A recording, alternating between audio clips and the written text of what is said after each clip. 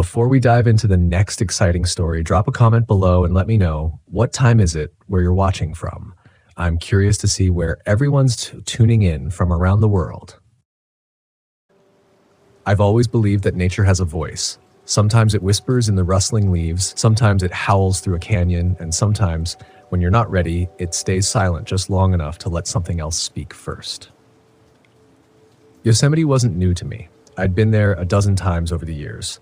Solo trips, a few with friends, and once with a girlfriend who didn't love the outdoors but pretended for my sake. But that trip last October, that one never settled right in my bones. It started with silence, ended with silence, but in between, the forest said things I don't think I'll ever forget. I was traveling with two close friends, Alex and Dana. We'd all met in college, all fell into the same rhythm of city burnout and weekend escapes. I had just finished a contract job that had gutted my nerves. Dana was getting over a breakup. Alex was quiet about it, but he'd been showing up late to everything, eyes puffy like he wasn't sleeping. This trip was supposed to clear all that out of us. Clean air, open space, cold mornings with instant coffee. You know the drill. We took my '86 Volkswagen Westfalia Bluebird and planned to stay 5 nights, 2 nights at a formal campground and 3 at a more remote site Dana found on a forest forum. The weather was brisk but not biting. Leaves had started their change, especially up in elevation, and the trailheads were mostly empty. The first 2 days were quiet. We hiked, we made chili over the jet boil, we drank lukewarm beer and told ghost stories by the fire like we were kids again. Nothing out of the ordinary. Except for the quiet. Not the peaceful kind either. Not the good kind. It was the kind of quiet where your voice feels too loud even when you whisper. Where you notice that you haven't heard a bird in hours. That you haven't even seen a squirrel. I chalked it up to elevation, or maybe the season. Still, I caught myself looking over my shoulder more than once, especially at night. Dana noticed too. On the second night after the fire had died and the rest of the campsite had fallen dark, she leaned in close and said, "Do you feel like something's watching us?" I tried to laugh it off. We're in a national park. Something's always watching. But she didn't smile. No, I mean, like something close. I swear I saw someone in the trees earlier, just standing there. Alex stirred in his sleeping bag, grunting a little like he was half asleep, but he didn't open his eyes. I felt that weird prickle run down the back of my neck. I told Dana it was probably another camper or a ranger, but I didn't believe it. There were no other campers for miles. Not here. On the third day, we made our way to the remote site. No signage, no fire rings, just a clearing about 7 miles off one of the older, lesser-used trails. Dana found it on a hiking subreddit. The post called it Sunset Hollow and claimed you could hear water running even when there wasn't a stream nearby. I thought it was just poetic nonsense at the time. The hike in was hard. Fallen logs, loose soil, and switchbacks that felt like they were designed to test your will. We barely spoke on the trail. Dana led, eyes sharp like she was tracking something. Alex lagged behind, dragging his boots like they were made of lead. Every now and then I'd hear a faint sound from deep in the forest. Not animals, not wind. Something else. Distant, rhythmic. Like footsteps, but not human. Too fast, too erratic. Sometimes they circled us. Sometimes they stopped entirely, then picked back up an hour later in a different direction. When we finally reached the site, it was nearly dark. The clearing was strange, not a single pine cone or fallen branch in it, as if someone or something had swept it clean. The trees around it stood too straight, like they were bracing themselves. That's not poetic. That's how it felt. We set up camp in silence, each of us glancing toward the woods more often than we should have. Alex finally broke the tension when he said, "Did you guys hear that whispering earlier?" Dana stopped unrolling her sleeping bag. "Yeah," she said quietly. "I thought it was you." "It wasn't," he replied. No one said anything for a while. That night, the temperature dropped fast. I was zipped tight in my bag inside the van, but I couldn't sleep. The forest had gone dead silent again, but this time I wasn't imagining things. It wasn't just the absence of noise, it was pressure, like the woods were holding their breath. I sat up and looked through the window, and that's when I saw it, a figure. Not close, but not far either, just beyond the ring of trees. Still, watching. No flashlight, no movement, No obvious outline, but I knew it was a person, or something shaped like one.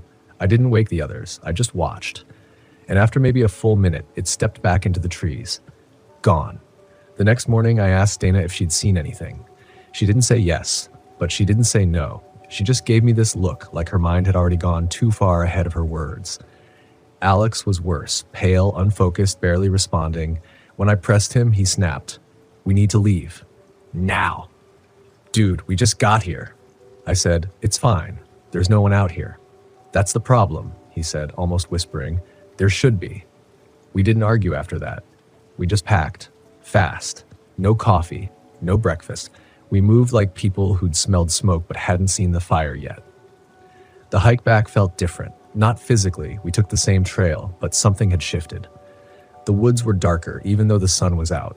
We kept hearing things, clicks, crunches, short gasps of wind that felt like they were too intentional. I kept checking behind us. The feeling of being watched never left. When we finally got back to the main campground and into the van, it was like a spell broke. I exhaled for the first time in hours. We didn't talk much on the drive out. Dana stared out the window the whole way. Alex sat with his eyes closed, earbuds in, but I don't think he was listening to music. We made it out. At least I thought we did. But that night, back in civilization, parked in a Walmart lot just outside Fresno, I woke up to something tapping on the van's window.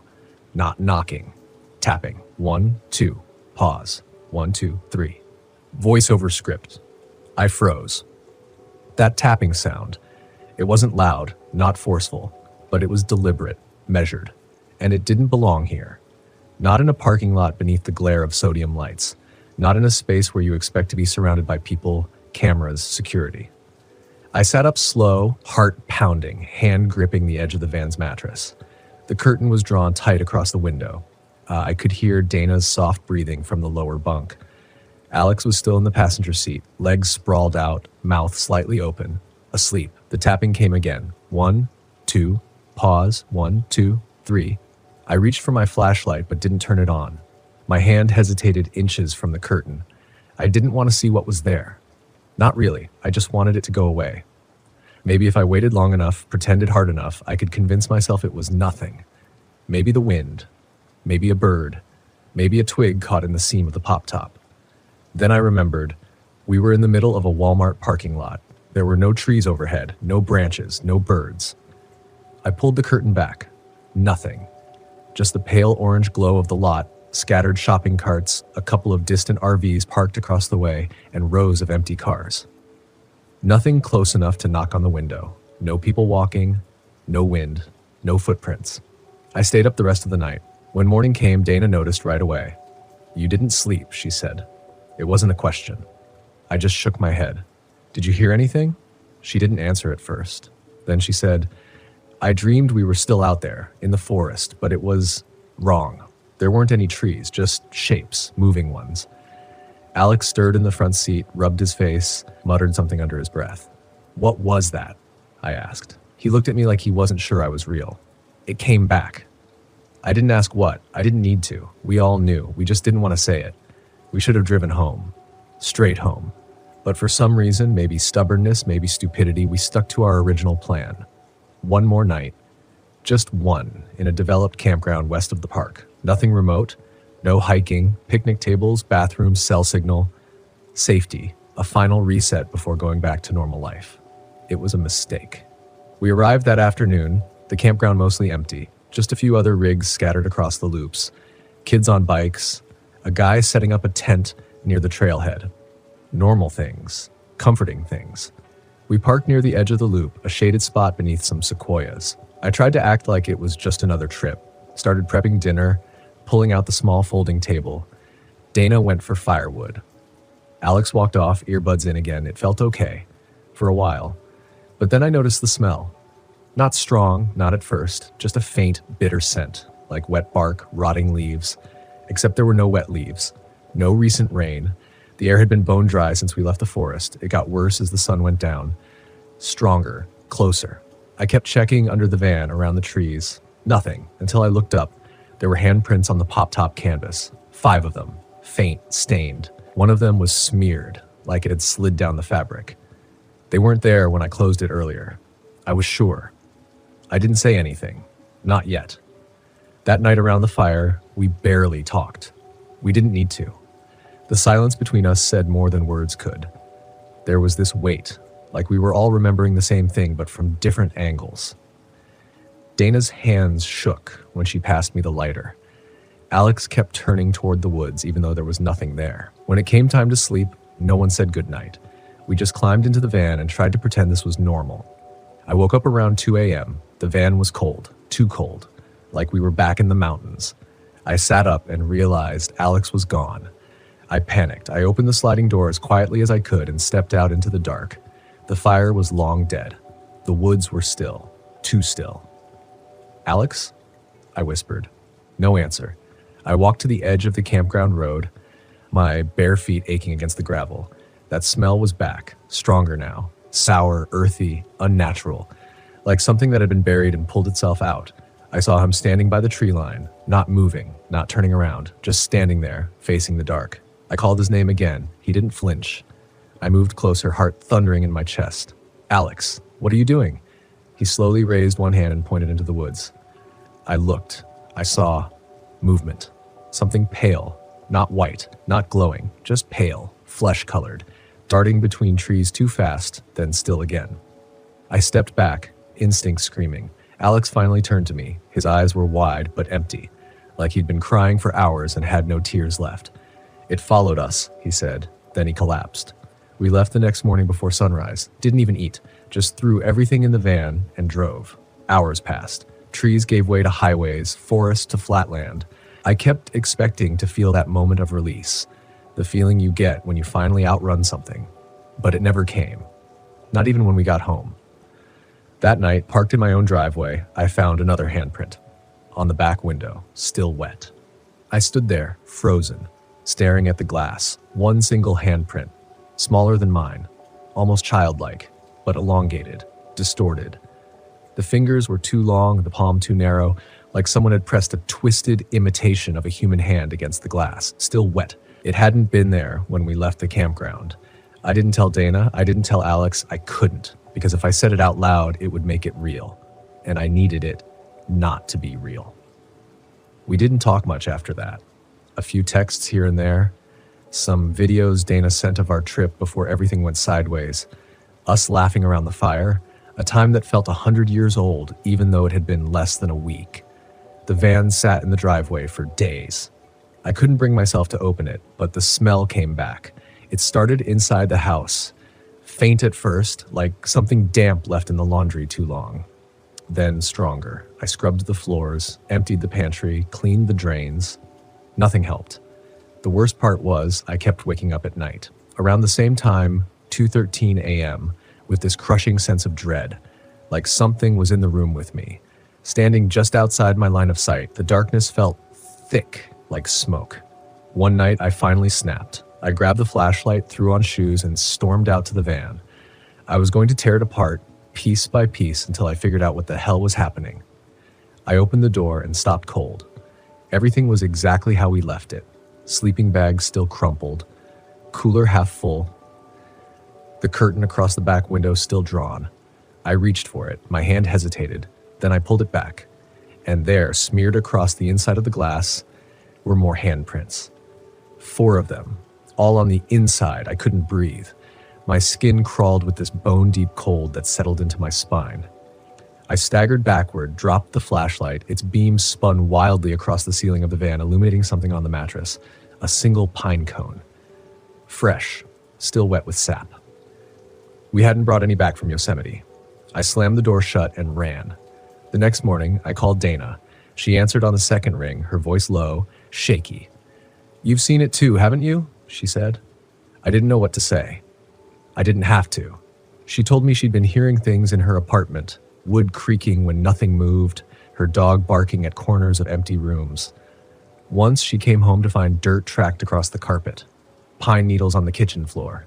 I called Alex next. It rang and rang, then went to voicemail. He didn't answer any texts. I drove to his place that afternoon. His car was in the driveway, but the curtains were drawn. The mailbox overflowed with junk mail. I knocked. No answer. Something was wrong. I felt it before I even stepped onto the porch. like the air around the house had weight, like the trees lining the street were watching. I called his name. Nothing. Eventually, I walked around to the side window. The blinds were tilted just enough for me to peek through, and I saw him, sitting on the floor of the living room, knees pulled to his chest, rocking slowly. His laptop was open in front of him, playing footage on a loop. It was our hike, recorded from his GoPro. I could hear faint audio through the glass crunching leaves, wind through trees, and something else. A low, rhythmic clicking sound, like bone on bone. I banged on the glass. He didn't move. I called the cops. They took him in for evaluation. They said he was dehydrated, sleep-deprived, paranoid. He wouldn't speak, just kept watching the same clip over and over. I went back home that night, shaken. I knew something had followed us. I knew it hadn't stopped, but I still didn't know what it was. That night, I slept with the light on, and still at 2:13 a.m., I woke up. This time, I heard it. Breathing. Not mine. It was coming from the hallway, slow, rasping, wet, like lungs full of river water. I got out of bed and stepped toward the doorway. The breathing stopped. I flicked on the hall light. Empty. Just the usual creaks of the floor, the distant hum of the fridge. I turned around and saw the pine cone sitting on my nightstand. Another one. Fresh. Still sticky with sap. I didn't sleep the rest of that night. The next morning, I drove out to see Dana. When she opened the door, I knew something had changed. Her eyes were bloodshot. Her hands trembled. Her voice came out in a whisper. "I saw it," she said. I didn't ask her to describe it. I didn't want her words in my head. We sat on her couch in silence for a long time. Then she said, "I think we have to go back." I looked at her like she'd lost her mind. Back where? To where it started. The campsite. Maybe it left something behind. Maybe we did. I shook my head. "You think that'll fix it?" "I don't know, but I can't live like this." Neither could I. So we made a plan. One more trip, just the two of us, back into Yosemite, back to the place where we lost the trail, back to the place where something found us. We left before dawn.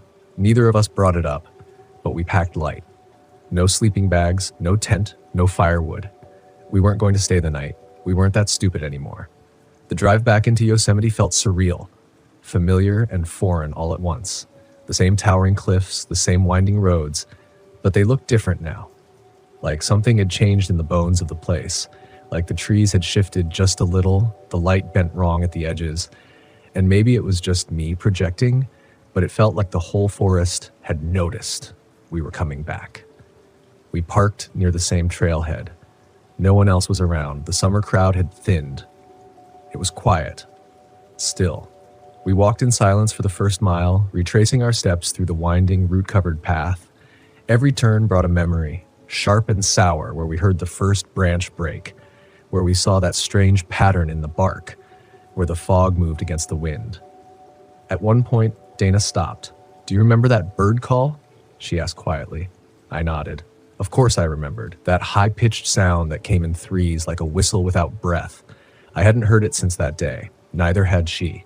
We waited, just listening. Only wind. We kept going. The trail narrowed, forcing us single file. The trees grew tighter together here, limbs interlocking overhead like bone fingers.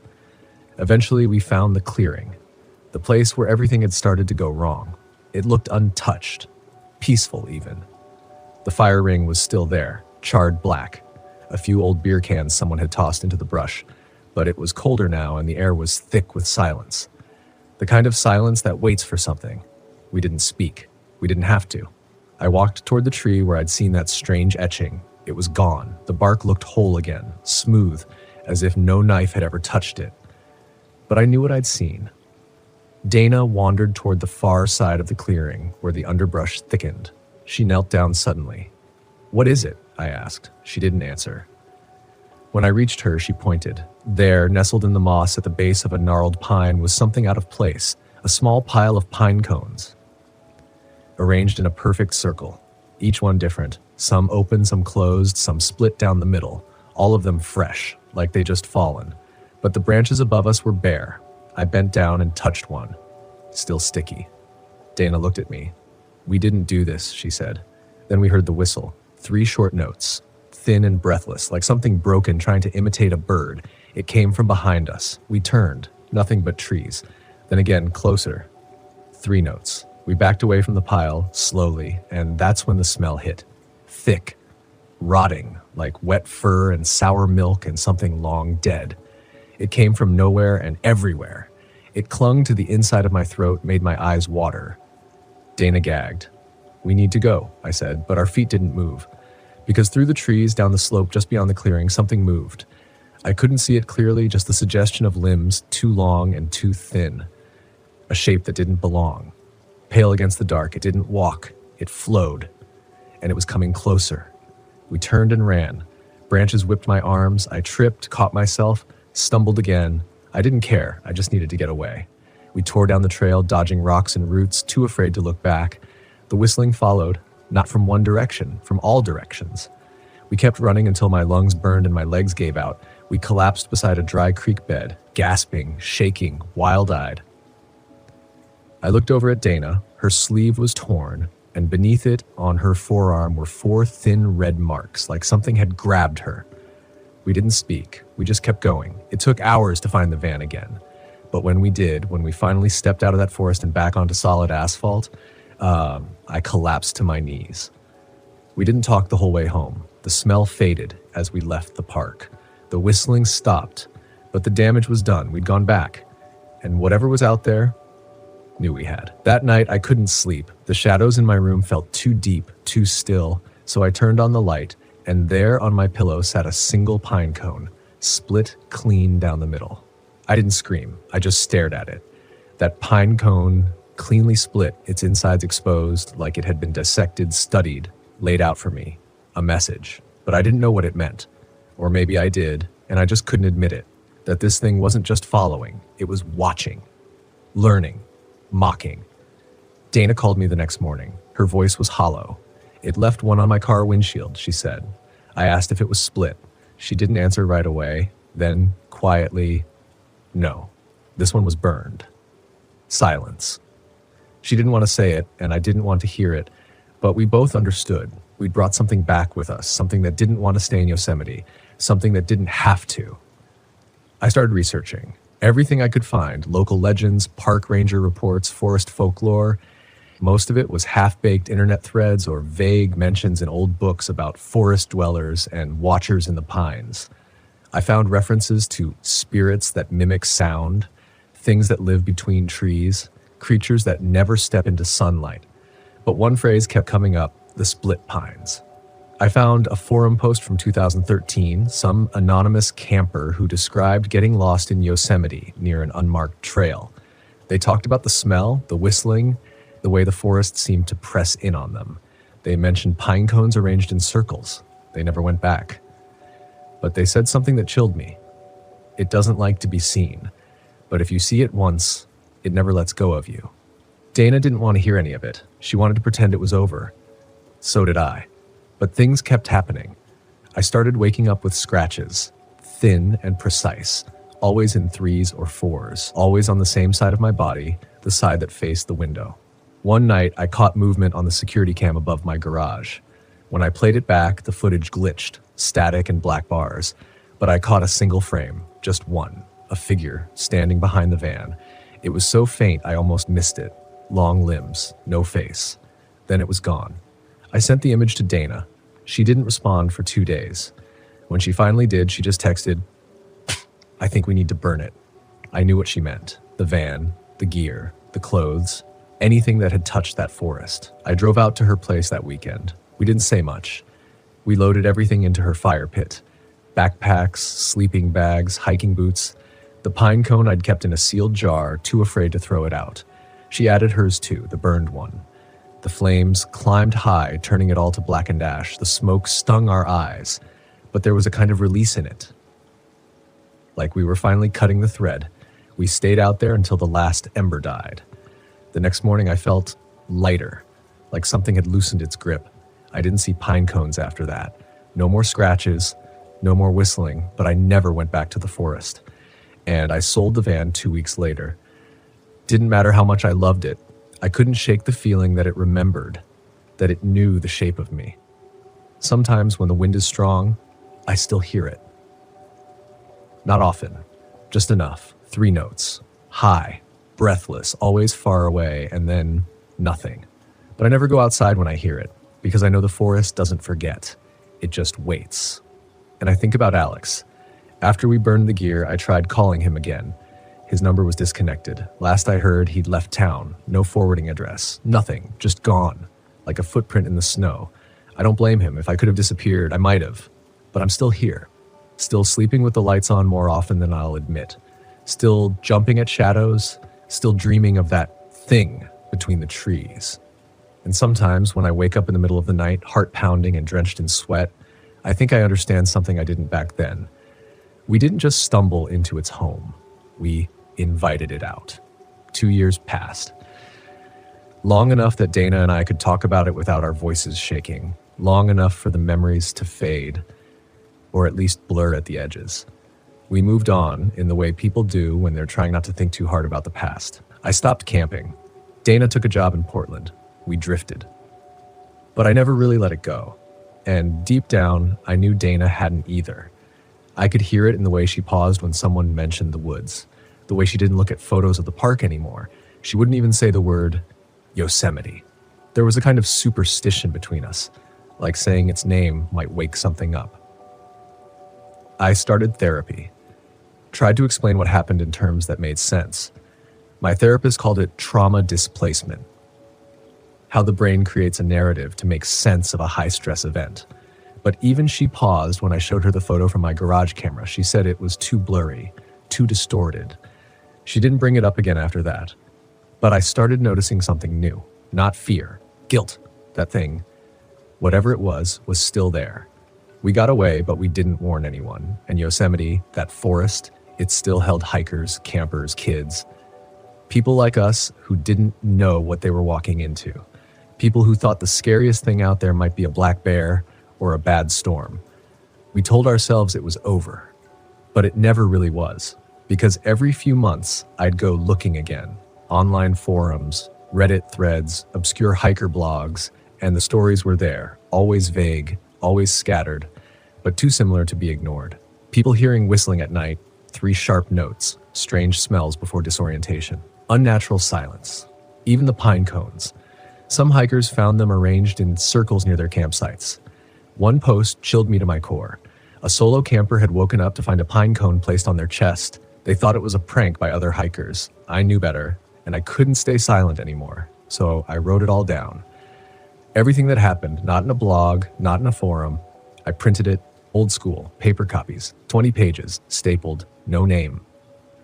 I left them in ranger stations, slipped them into trail maps, pinned one to a message board at a visitor center. No big warning, no bold headline, just a title on the first page. If you hear whistling, don't answer it. I don't know if anyone read them. I don't know if it helped, but it was something. And for the first time in a long time, I felt like I'd stopped running. I got a letter. No return address. Just my name. Inside was a single photograph. A campsite. Somewhere in Yosemite. Tents. Fire pit. 2 people smiling beside their RV, and behind them, in the trees, a shape. Blurry. Pale. Just like the one I'd seen behind my van. Folded inside the photo was a note, written in scratchy, uneven letters. It followed us too. My hands shook. I showed Dana. She turned pale. We both knew what it meant. It wasn't just a spirit of the land. It didn't belong to Yosemite. It traveled. We never figured out what it was. Not a Wendigo, not a skinwalker, not anything in the books. It didn't hunt like an animal. It didn't follow the rules of ghosts. It didn't chase. It didn't kill. It watched. And it waited for you to cross the line. Step into the wrong patch of woods, stay after dark, try to explain away the impossible. Then it marked you, carried you home, and it never forgot your name. I still hear from Dana sometimes, mostly just quick check-ins. We don't talk about the forest anymore, but every few months, I find a pine cone in the gutter near my apartment. Sometimes it's whole, sometimes it's blackened. Once it was hollowed out, completely empty inside. That one rattled when I picked it up. I didn't open it. I just threw it in the trash and sat on my porch until morning. Because the truth is, no matter how far we've come, no matter how long it's been, once you've seen it, truly seen it, you don't ever really leave the forest behind. It follows. Just far enough behind that you can pretend it's gone. But deep down, you feel it. Watching waiting. It was mid-October when I finally broke the silence. The weather had turned. Gray mornings, brittle light, the kind of air that feels like it's holding its breath. I'd been having dreams again, more vivid this time. I'd wake up and taste pine in my throat, hear the echo of that whistle just as I opened my eyes. 3 notes, and always from the wrong direction. I called Dana.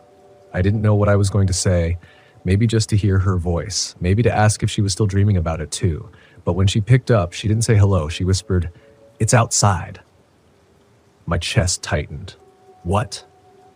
"I woke up last night," she said, barely breathing, "and it was standing in the yard." I didn't ask how she knew it was it. You don't forget the shape of something like that. You feel it before you see it. "How long did it stay?" I asked. "I don't know. I turned the lights off. I just listened." And she paused. "It whistled." I leaned forward. My heart thudded in my ears. But this time, she continued, it didn't stop at 3 notes. It kept going. That was new. I didn't know what that meant. Neither did she. But we both agreed on one thing. It wasn't done with us. That weekend, I drove to see her. I hadn't been to Portland in over a year. The drive was tense, and my eyes kept flicking to the rearview mirror. Not because I expected to see anything, but because I didn't. And that absence, it was its own kind of terror. Dana looked tired. Older. Like she'd stopped sleeping weeks ago. We didn't hug, we just stood there, both pretending we weren't scanning the tree line behind her building. Inside, she showed me what she'd found. Dozens of pine cones, in her backyard, arranged into spirals, some stacked, some buried halfway into the dirt. It looked like something trying to speak through patterns, primitive, desperate. But it was the one on her nightstand that caught my attention. Split perfectly down the center, like a message opened, but never answered. "Why now?" I asked. She didn't respond right away. Then she walked into her kitchen, pulled open a drawer, and brought out a small envelope. Inside was a map. Yosemite. The back trails, one of the ranger stations we'd never visited, had been circled in red. "This came in the mail 2 days ago," she said. "No return address, no message, just this. Someone wants us to go back, or something." I didn't want to go. Every part of me screamed to leave it alone, to burn the map, to cut the thread again. But something had shifted. This wasn't about curiosity anymore. It was about closure, or maybe prevention. We had to know. Had to find whatever piece we'd left behind, because it hadn't finished what it started. We packed light. No camping gear, just flashlights, a pair of radios, and one promise. We don't split up. The drive back to Yosemite felt wrong from the start. The weather shifted strangely as we entered the park, sun to rain to sudden fog that swallowed the road. The forest loomed taller than I remembered, older, the kind of ancient that makes your skin feel thin like something deeper is looking through you. We didn't talk much. What was there to say? The ranger station was abandoned. Not closed for the season, abandoned.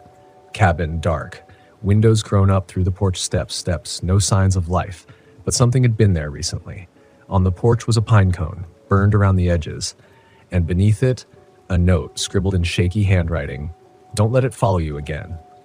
We looked at each other. Dana's voice was low. "What if this is a trap?" I stared into the trees. They were still, too still, but it didn't feel like a trap. It felt like a warning, and I realized something as we stood there. This wasn't about finishing what we started. This was about ending it. That night, we camped in the van, not out of nostalgia, out of necessity. The air had weight. The forest felt closer than it should have been. Even the birds were silent. We kept the lights on, kept our backs to each other. Neither of us slept. Just before dawn, the whistling began. But it wasn't the familiar 3 notes. It was longer, slow, sad, like a song that had been playing on loop for centuries and had finally started to change. Dana gripped my hand, and I whispered something I hadn't said since the first night in that clearing. "Do you hear that?" She nodded, eyes wide, breath caught. Then she said, "I think it's trying to remember who it is." I stared at her, and for a split second I understood. This thing, it wasn't just watching, it wasn't just following, it was searching. Maybe for someone. Maybe for itself. We stepped out of the van just after sunrise.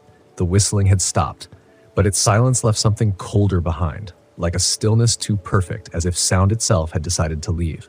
Even the gravel under our boots felt muffled. The trees didn't sway, the wind had vanished, and I remember the sound of our breathing being the only thing we could hear, as if the world had been put on pause. We followed the map. It led to a trail we never noticed before. No markers, no signage, just a narrow path winding between a wall of brush. Not an animal trail, not human-made, just there, like it had always been. We didn't speak. There wasn't anything left to say that wouldn't make it worse. The path was tight, and the deeper we went, the more the woods shifted.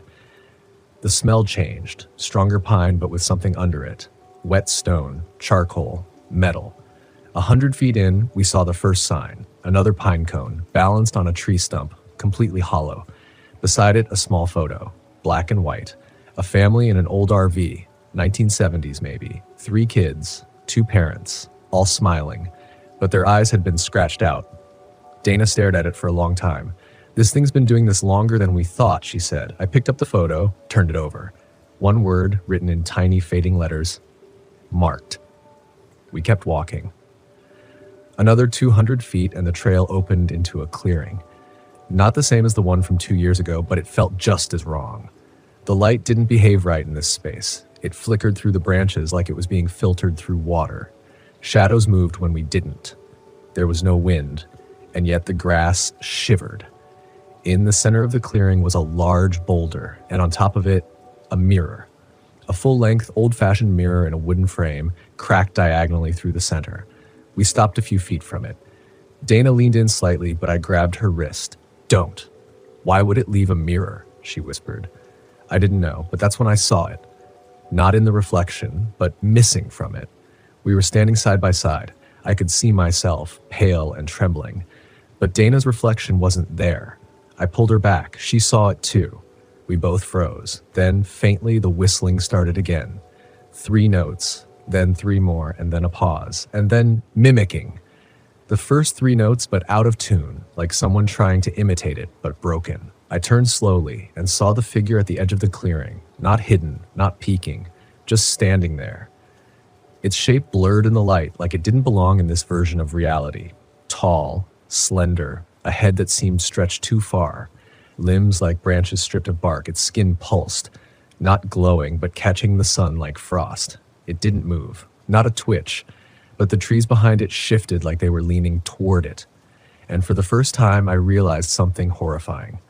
It wasn't watching us. It was waiting for us to do something. Like it couldn't act unless we gave it permission.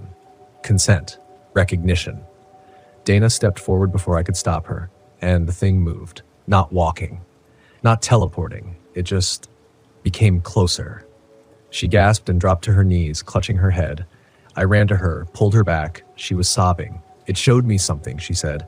"What did you see?" She looked at me with hollow, distant eyes. Myself. I didn't ask what that meant, because I already knew.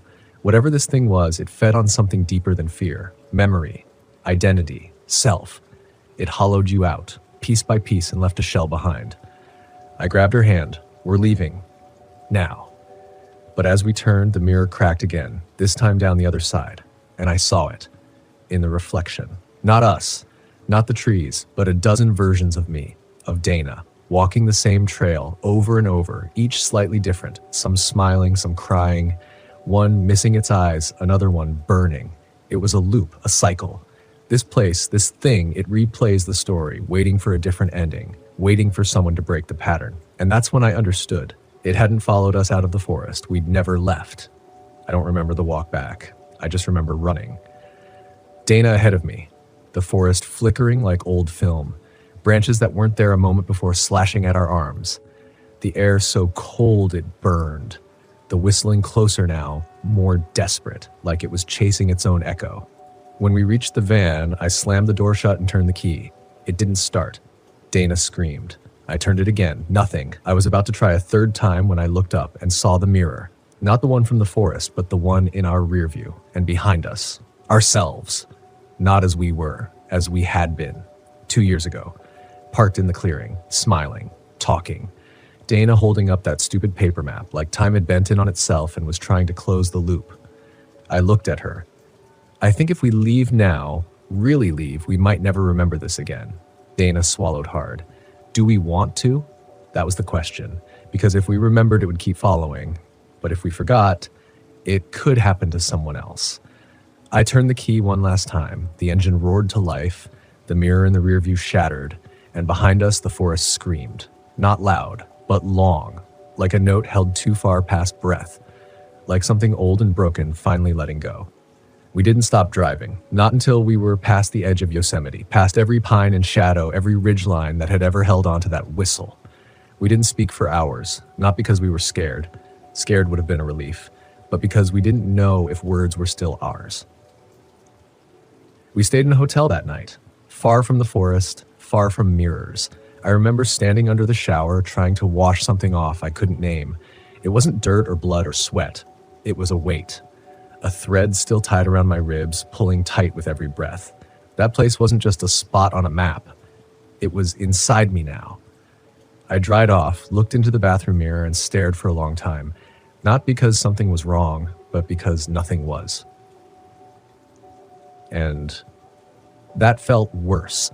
Because if you survive something truly evil, something ancient and unnatural, you expect to carry the scars. You expect to look in the mirror and see what's changed. But I looked like me. Same tired eyes, same jawline, same crow's feet that had started since our first trip. I looked like someone who should be able to say it was just a bad dream. And maybe that's what the forest wants. Not to kill you, but to unmake you. So slowly, so softly, that when it's done, you still think you're whole, until you open your mouth and don't recognize the voice coming out. Dana came in behind me, wrapped her arms around my waist. "You think we're safe now?" she whispered. I didn't answer. I didn't know what safe meant anymore. We took a break after that, 6 months. No RV, no road trips, no hiking.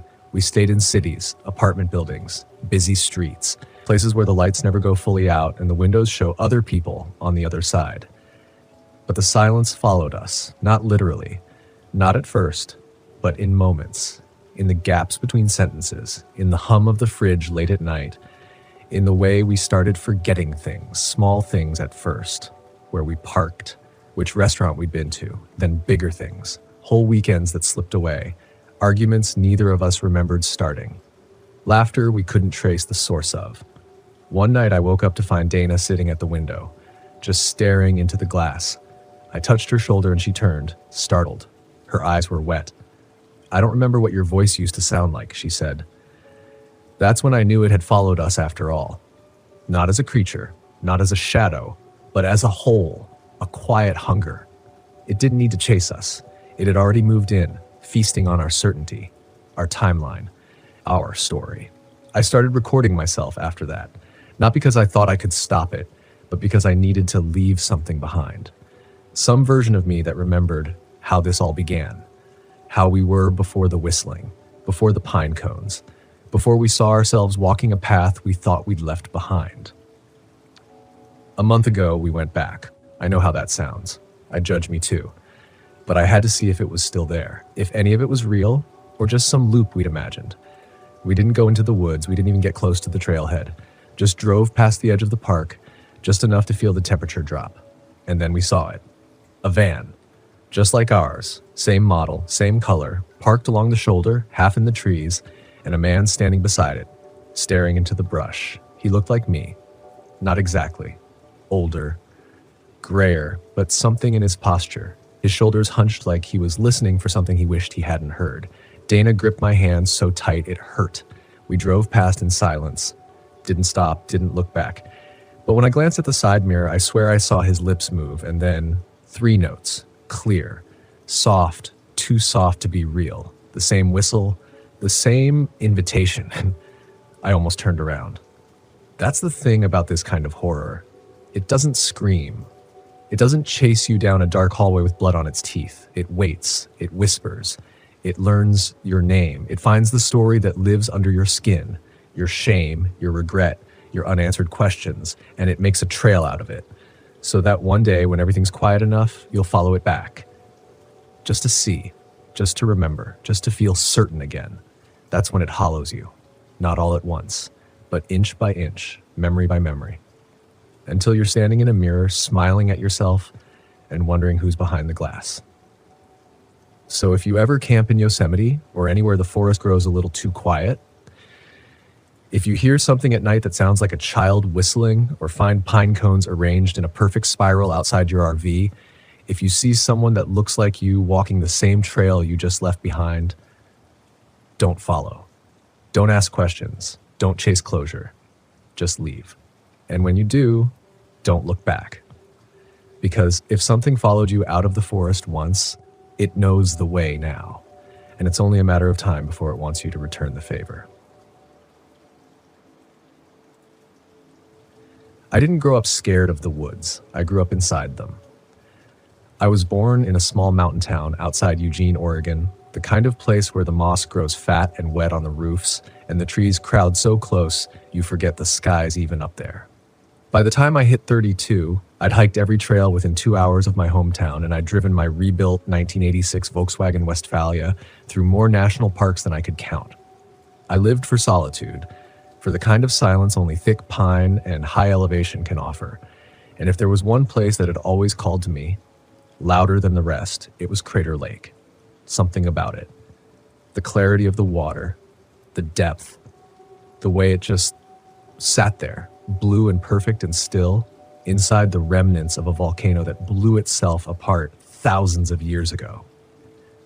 I'd visited in the daytime a few times, walked along the rim drive, stood at the overlooks with other quiet travelers, but I never camped there. Not until last August. That's when everything changed. That's when I learned the lake doesn't like to be disturbed after dark, and that it remembers you if you do. It was supposed to be a healing trip. I'd just come off a rough breakup, and worse, I'd lost my younger brother to a climbing accident in the Cascades a few months earlier. My head was a wreck. I couldn't sleep in my own house. Couldn't even be around people without feeling like the noise of them was scraping at something deep in my skull. I needed quiet. I needed to be somewhere far enough away from the world that I could start to remember who I was. So I packed up my van, loaded the cooler, and headed southeast to Crater Lake National Park. I wasn't planning to do much, just park at Mazama Village Campground, hike around, maybe journal, maybe talk to myself if I had to. I didn't need anything dramatic. I just needed out. The drive took most of the day. Hot August sun, windows down, old cassette tapes humming through the dash. I passed through Chemolt around 5 p.m., grabbed a gas station coffee, and pulled into Mazama Campground just before dusk. The air up there, it's different. It smells like lava rock and pine resin, and it's thinner, like the altitude scraped some of the heaviness out of it. The trees were tall and still.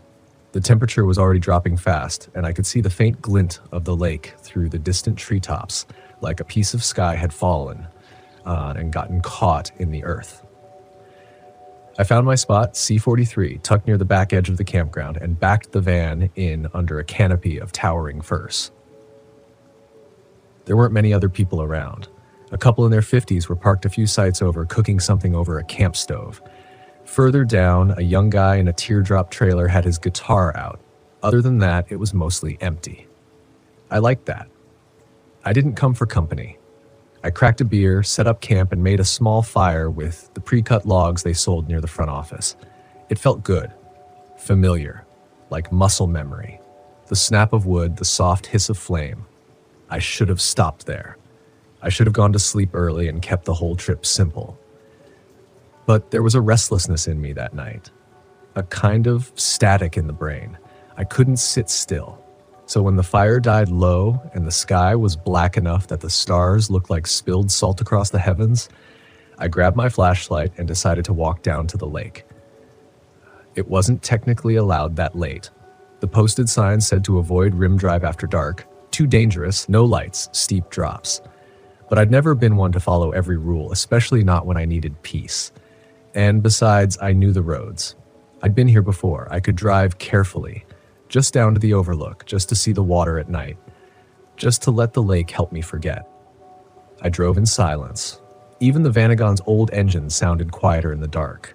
The road curved like a ribbon of ink through the pines, and every so often, the trees would open to reveal the vastness of the crater, an abyss of black surrounded by stars. When I finally reached the overlook, cloud cap, I think, it was empty. No cars, no sounds, just the wind. The kind of silence that makes your ears hum because they don't know what to do with the absence of noise. I parked, killed the engine, walked to the edge, and there it was, Crater Lake. Even in darkness, it glowed. The moon hung low above it, catching on the surface like a silver needle dragged across glass. The water didn't move, not a ripple, not even a breeze across it, just stillness. It looked too perfect, too flat, like something pretending to be a lake. I don't know what came over me. Maybe it was grief. Maybe it was the pressure of everything I hadn't dealt with since Ben died. Or maybe it was something older, deeper, something already in the lake, waiting. I remember thinking, what if I just swam? Not for long. Just a dip. Just to feel it. Just to be alone in something so ancient and silent that nothing else could touch me. I left the flashlight in the van and climbed down the trail toward the shore. The air changed the closer I got. Got colder, denser, like walking into a tunnel you couldn't see. I remember the pine needles were slick underfoot and the sound of my breathing grew louder with every step until it was the only sound left in the world. By the time I reached the waterline, the silence was unbearable, so I stepped in. The cold hit me like needles. Not painful, just shocking. The way it makes your skin tighten and your blood pull back. But I didn't stop. I walked in waist deep, then chest, then dove under, letting the weight of it wrap around me like a second skin. It was darker than anything I've ever experienced. Not like night. Night still has shapes, stars, movement. This was like sinking into something that didn't want you to leave, something that remembered every trespass. I floated there for a minute, maybe two, eyes open, mouth closed, listening for something. And then I felt it. A shift. Not in the water, in me. Like something inside my chest had turned just slightly, like a gear had caught on something that wasn't supposed to be there. And then sound. Not loud, not distant, right me. A splash. Not mine. And then a breath. Not mine. I froze. My arms tensed. Legs kicked once, out of instinct. But I didn't turn around. I didn't move. Something primal locked me in place, like if I even acknowledged it, it would know I knew. The water had gone colder. That's the first thing I registered. Not just the cold that hits your skin. This was deeper, like it had seeped into my bones. Like the lake was pulling heat from me, drawing it out strand by strand. Another breath, right behind me again. This one was longer, heavier. Close enough I could feel the ripple against the back of my neck. I turned. There was nothing there. Just the wide, black expanse of the lake, still as ever, stars scattered above it. No waves. No swimmer, not even a fish. I treaded water for a second, and I trying to calm myself. Told myself it was probably just an echo, maybe my own breathing bouncing off the rock walls. Sound does strange things around deep water, right? That's what I told myself. That's how I rationalized the third breath I heard, this time right next to my left ear. But this one was different. It carried a sound in it.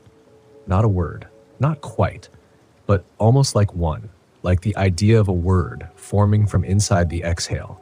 A whisper, soft and wet and guttural, pressed up against my eardrum like someone was inside my head. And the word, if that's what it was, sounded like my name. Not clearly, but close enough.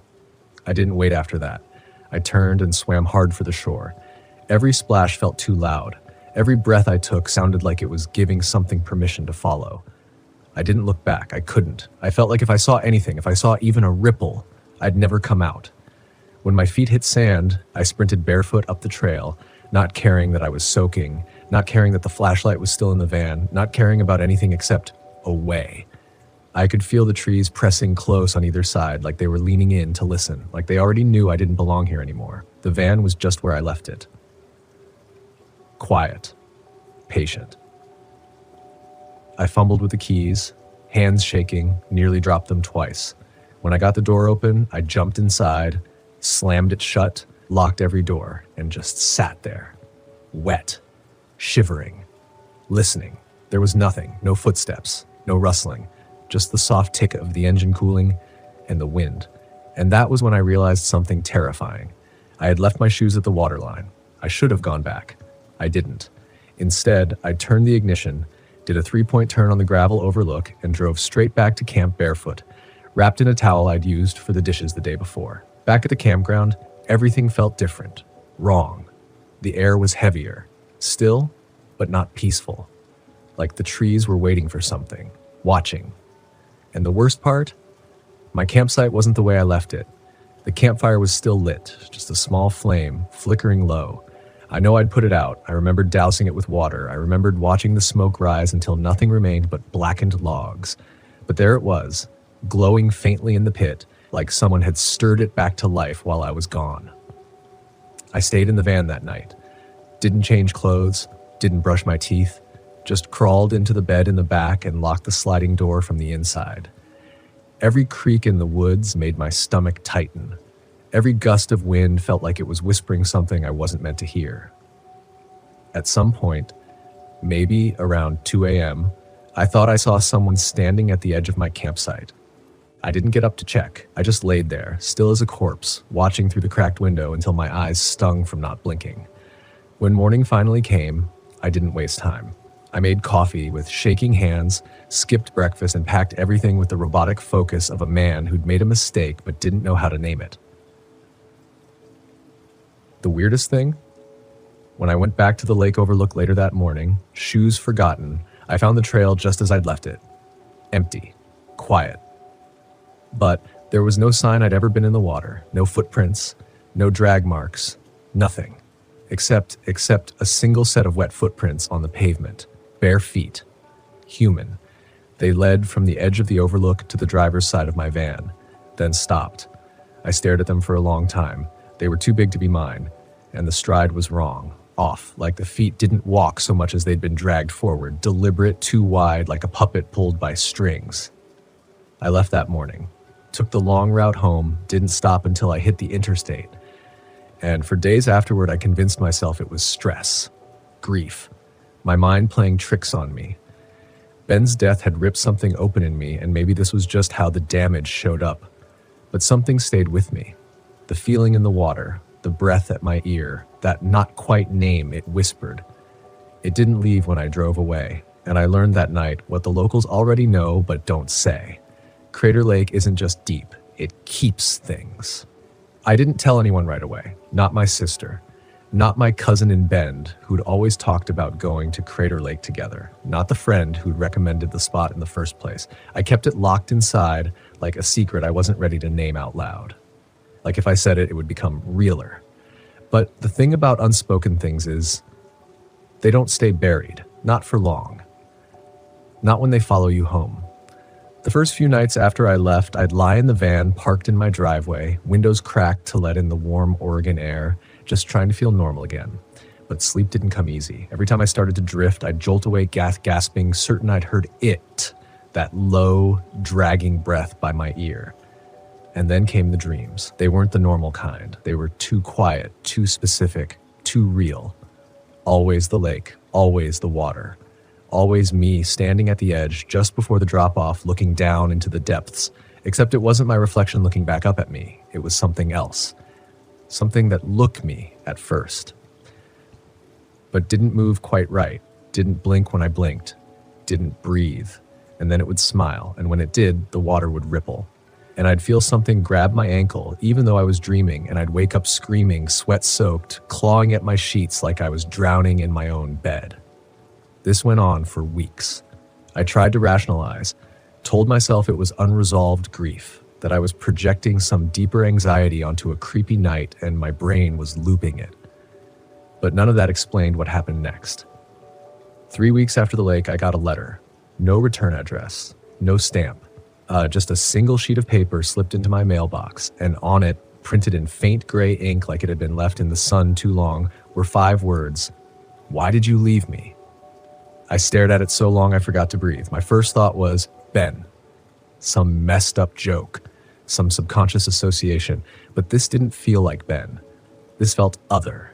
And more than that, it felt personal, not like a prank, not like a threat. It felt like someone had been there, watching me, listening in on my guilt. I didn't sleep that night. Sat in the van, engine off, hands on the steering wheel like I was waiting to go somewhere.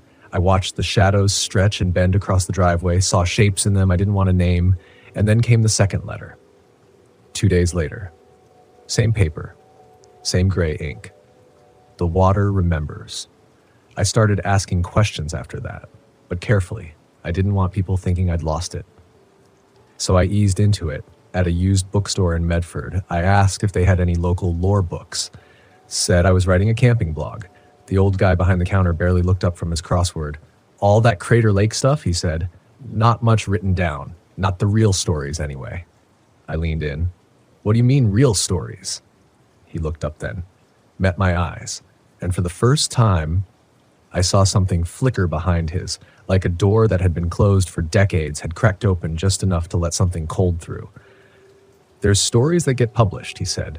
Tourist-safe stuff, old Klamath legends, water gods, harmless myths. Then there's what the locals know. Which is? He hesitated, then folded his newspaper slowly. They say Crater Lake doesn't just hold water, he said. They say it holds reflections, things that get lost down there. People, memories, parts of yourself you didn't mean to leave behind. I felt a chill then, one that had nothing to do with the air conditioning. Sometimes, he continued, if you swim at night, especially near Wizard Island, they say you come out wrong. Or you don't come out at all. Or worse, something else comes out in your place. I swallowed hard. My voice barely worked. Do you believe that? He gave a small shrug. Doesn't matter if I do, he said. But I'll tell you this. I don't swim in Crater Lake. Not anymore. That word, anymore, hit like a stone. I didn't ask him what it meant. I didn't want to know. I left the bookstore with an old paperback of Pacific Northwest legends and a head full of static. And the third letter was waiting when I got home. This one was damp, like it had been soaked in lake water, then dried in the sun. The ink had run in places, but I could still read the words. You looked down and saw me. I looked up and saw you. The fear by now wasn't just fear, it was a knowing. Somewhere out there, beneath the still surface of that ancient lake, something had seen me. And it hadn't forgotten, it hadn't let go, and I was starting to feel like maybe I hadn't either. I didn't go back right away. Even though every fiber in me screamed to return, to face it, to understand what I saw, what followed me, I stayed away. I buried myself in distractions, work, chores, safe campsites with picnic tables and well-lit bathrooms.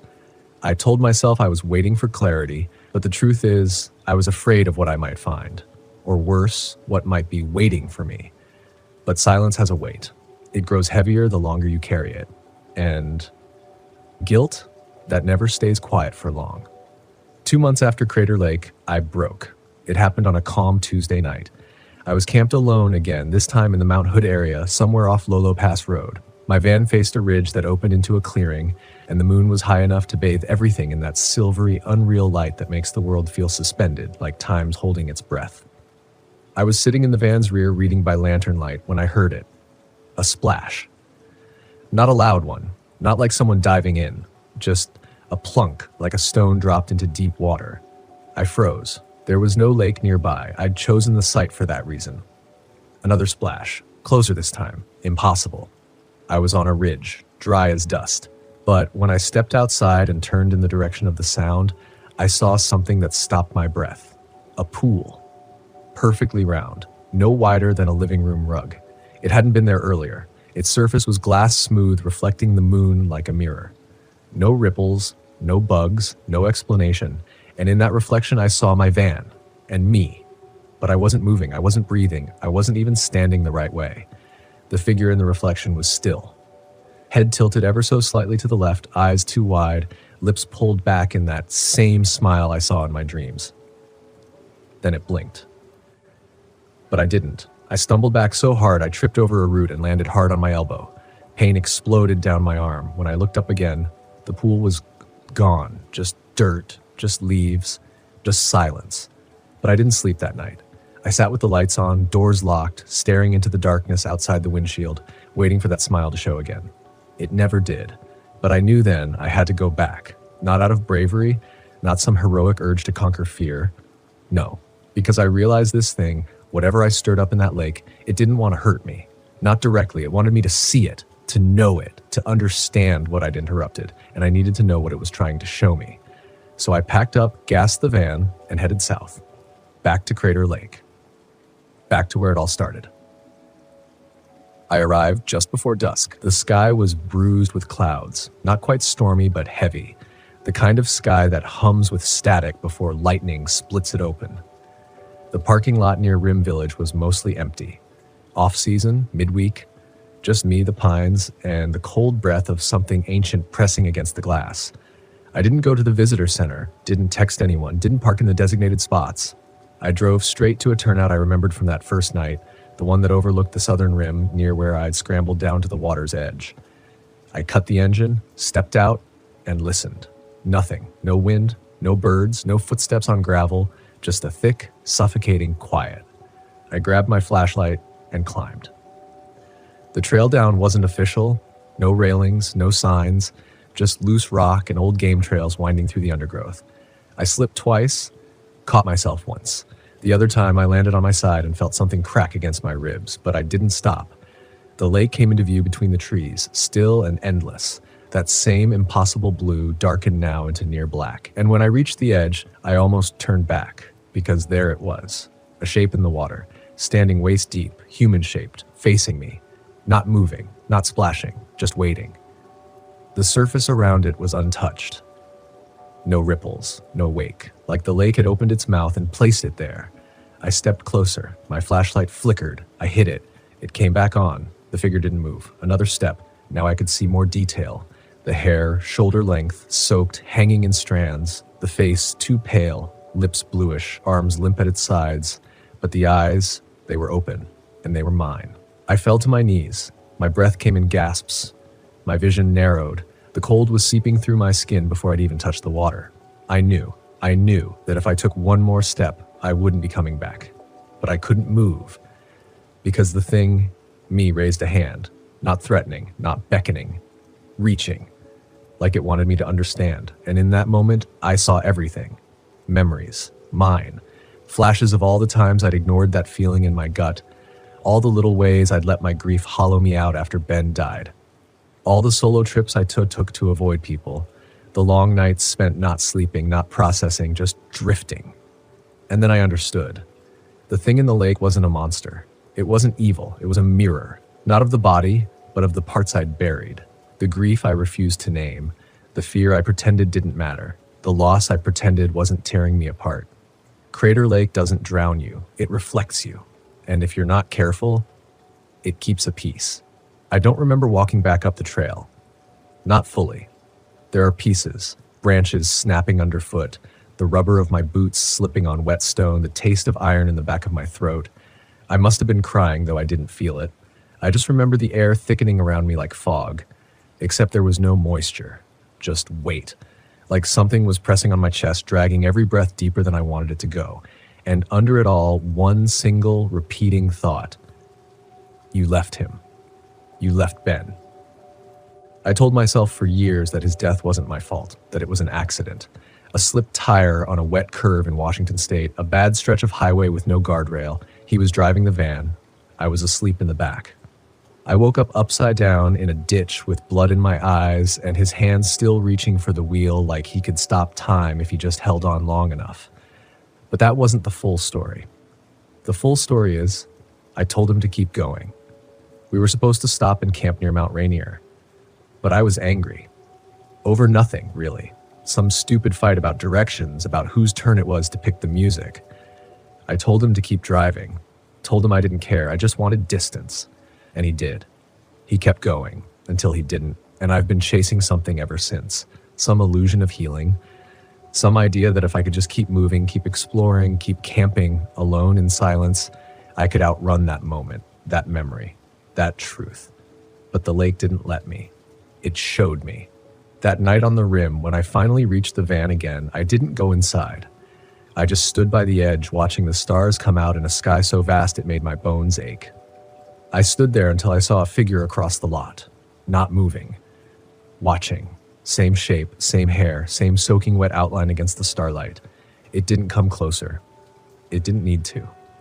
Because I wasn't running anymore. I didn't sleep that night. Instead, I wrote. Pages and pages, scrawled in the yellow light of a headlamp, hands shaking so badly I could barely keep the pen steady. I wrote about Ben, about our fights, about our laughter, about the silence that followed his absence, and how I tried to fill it with ghost stories and ghost towns and ghost miles, anything to drown out the guilt. And I wrote about the lake, what it showed me, what it took, because I don't think that reflection in the water was just memory. I think it was a part of me I'd abandoned. left behind, somewhere between grief and denial. The lake held onto it until I came back, until I looked, and then it let me go. I left Crater Lake the next morning just after sunrise. The mist was still low, curling across the asphalt in gentle fingers. I drove slowly, not because I was afraid, but because for the first time in a long time, I wasn't in a hurry to escape my own thoughts. I passed the same welcome sign I'd seen that first night, the same forests, the same endless blue. But it all looked different, because I was different. Something about facing that reflection, that version of myself, had cracked open a part of me I didn't know was still alive, not healed, but awake. That was 6 months ago. Since then, I've camped in quieter places, not out of fear, out of respect. I still drive the van, still chase the wild edges of America, still sleep alone under big skies and colder stars. But I don't camp near water anymore, not still water, not deep water, and never, ever after dark. Because I've learned something Crater Lake forced me to understand the hard way. There are places in this country where the land remembers, places that reflect more than light, places that listen. And if you go there carrying something heavy, grief, guilt, anger, they'll show it back to you. Not to punish you, but to ask one simple question. Will you look? Will you really look at what you're carrying? Because if you won't, they'll hold it for you, but they won't give it back clean. I still dream of the lake sometimes, not in nightmares, not anymore. In those dreams, I'm floating, not swimming, just suspended. And across from me is that figure again. Still, silent, watching. But now I understand. It's not threatening. It's grieving too. And maybe, just maybe, it's forgiving. So if you ever find yourself drawn to Crater Lake, if the night is quiet and the water's smooth as glass, and something calls to you from the shore, don't answer it blindly. Don't chase shadows just because they look like you. Because what waits beneath that surface is real. And it doesn't care if you're ready. It only cares that you see. And by then, it's already too late.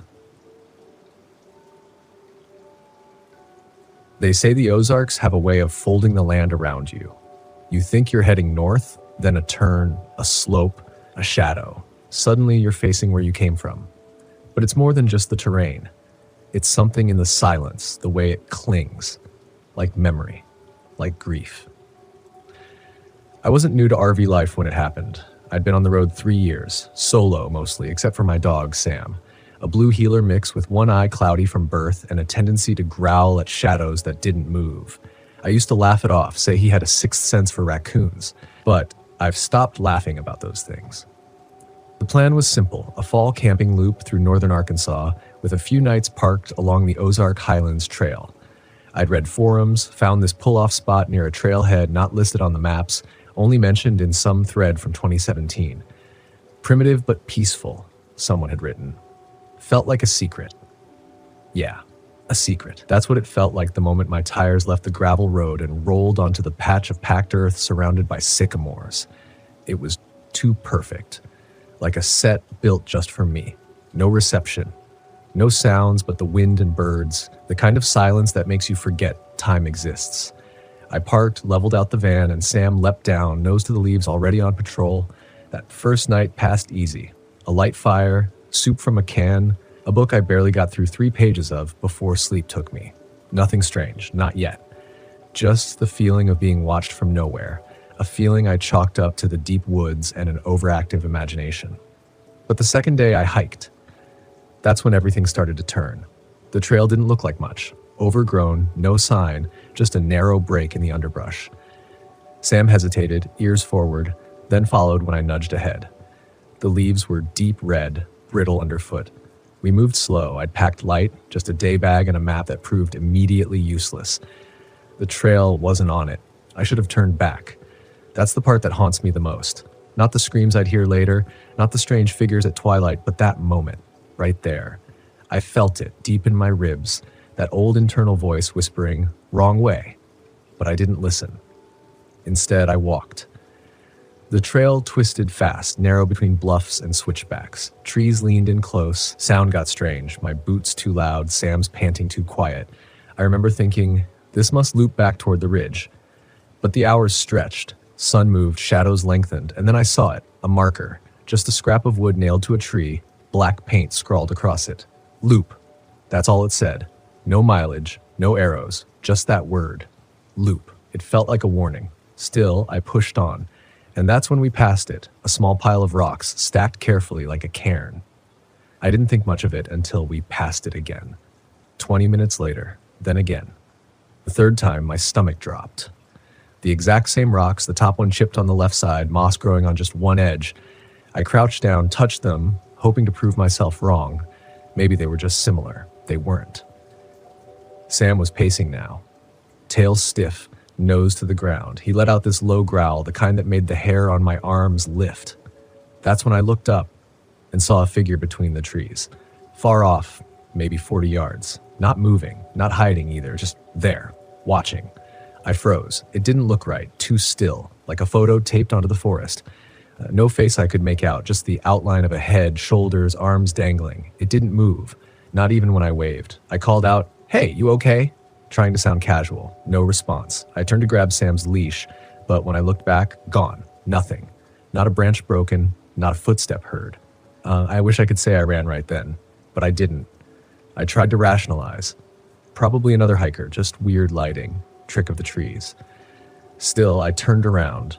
No more trail, no more exploring. We needed to get back, except the trail didn't lead back. Every turn was wrong, every slope unfamiliar. I used the compass on my watch. It kept spinning. No joke. The needle twitched like it was trying to decide what counted as north. Sam started whining, then barking, then refusing to move. I carried him. That's how I found the cabin. It wasn't on any map, not visible from any ridge. It just appeared wedged between two hills.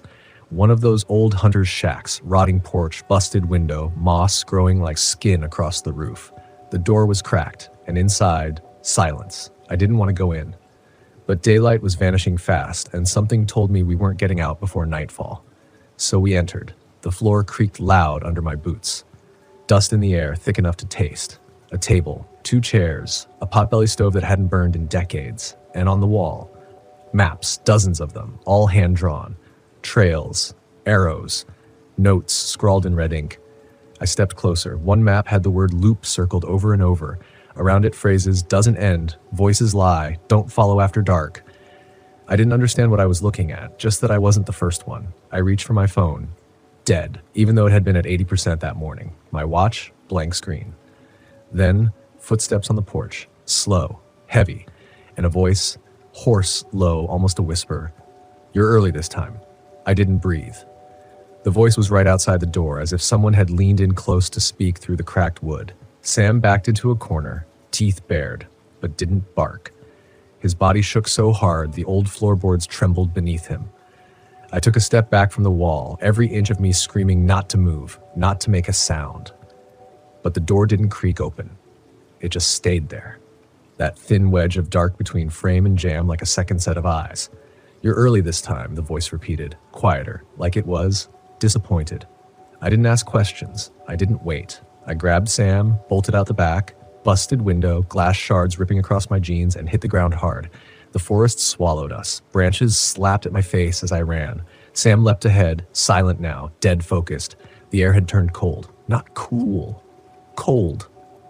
The kind of chill that doesn't match the season, like the temperature dropped 30 degrees between one breath and the next. I kept looking over my shoulder, but there was no one behind us. No lights, no sounds, just trees and that strange, unrelenting silence. But the ground had changed. Somewhere during the sprint, the leaves underfoot turned from crisp and dry to wet and spongy, like moss but deeper, swampy almost. I knelt to touch it once. My fingers sunk like into rot. I pulled away, shaking, wiped my hand on my jacket. Sam whined, circled back, then darted forward again like he knew the way. I didn't. That's when I saw the second sign. This one nailed to a tree with rusted railroad spikes. Same lettering, same black paint. Loop. But this time there was something beneath it, scratched into the bark so deep the tree bled resin. "Stay on the trail or it starts over." I froze. Every inch of me rebelled at that sentence. Something about it didn't feel metaphorical. It felt final. Like this wasn't a warning for hikers, it was a rule. A law of wherever the hell this place really was. But what was the trail? I hadn't seen a clear path in an hour. Then Sam barked. Sharp, urgent. I turned and saw him standing by what looked like a trailhead sign. Half collapsed, rotting, but there, real. A carved wooden post with no words left, just a faint arrow pointing left. I followed him. The trail twisted sharply downhill. The air got heavier. I realized I was sweating, even though my breath fogged in front of my face. The trees narrowed in until they felt like walls. My skin itched with the sensation of being watched. But I never saw a soul. Not then. What I did see was the van, parked exactly where I'd left it. At first, I thought I'd made it back. Relief flooded my body, a lightness I hadn't felt in hours, until I noticed the fire. Still burning. The campfire I'd made the night before. Small, modest, with the same half-charred log I'd propped up with a rock. Still burning. But I hadn't lit one that morning. I approached slowly. Sam didn't follow. He stood back at the tree line, tail between his legs, making these tiny, barely audible whimpers. I crouched beside the fire, warm, still burning. The van door was open. I didn't leave it open. I grabbed the tire iron from the side rack and crept forward. Inside the van, nothing. Everything exactly where I'd left it. Except there was a journal on the driver's seat. It wasn't mine. Faded leather, warped from water damage. No name. I opened it. The first page read, "If you're reading this, it means you found the trail. If you found the trail, it means it's already too late. It resets. Every time, but not the way you think. Time doesn't loop. You do. The version of you who read this yesterday is still out there. And the day before that. And the day before that." I dropped the journal. I wanted to puke, because suddenly it made sense. The maps in the cabin, the voices, the figure, the fire still burning like no time had passed. I checked my phone again, still dead. But the clock inside the van, 4:23 p.m. Same as when I left for the hike, not a minute off. That's when I saw the second Sam, standing just inside the tree line. Same markings, same cloudy eye, but standing still, watching me. My Sam barked then, full, chest-deep, furious. The other Sam turned and bolted into the woods. I didn't go after him. I slammed the van door, locked it, backed out so fast I nearly hit a tree. I drove 10 miles before I got signal, 20 before I stopped. I found a cheap RV park near a gas station off Highway 23. Stayed 2 nights. I didn't sleep either of them. But here's the thing that's kept me up since. The next morning I looked at my phone's gallery, hoping I'd maybe taken a photo on that trail. Something. Proof I hadn't lost my mind. There was one video. I didn't remember taking it. It was only 9 seconds long. Just the woods. Still. Quiet. Then my own voice, whispering from behind the camera, "You're early this time." And then it ends. I didn't delete the video. I couldn't. Every time I brought my thumb to the trash icon, something clenched up in my chest. Some primal sense that this file wasn't just evidence. It was tethered to something real. Like erasing it would sever me from the only thing grounding me in what actually happened. Or worse, like deleting it might bring it back. I spent the next few days trying to forget. Took Sam on walks. Got coffee from a local diner where the waitresses looked like they'd been there since the 70s. Drove through towns with names I couldn't pronounce, trying to convince myself that it had just been stress, overexertion, a panic attack brought on by isolation and maybe some bad sleep. But at night, when I closed my eyes, I'd hear it. That voice. "You're early this time." Always just behind me. Always just inside the room. The worst part was, Sam started changing too. Not in huge ways, just little things. He'd stare into corners and growl, low and guttural, like something was standing there, just beyond my line of sight. He used to sleep curled up at my feet in the van. Now he refused to come inside after dark. He'd sit just outside the door, facing the woods or the wall, alert. Then came the dreams.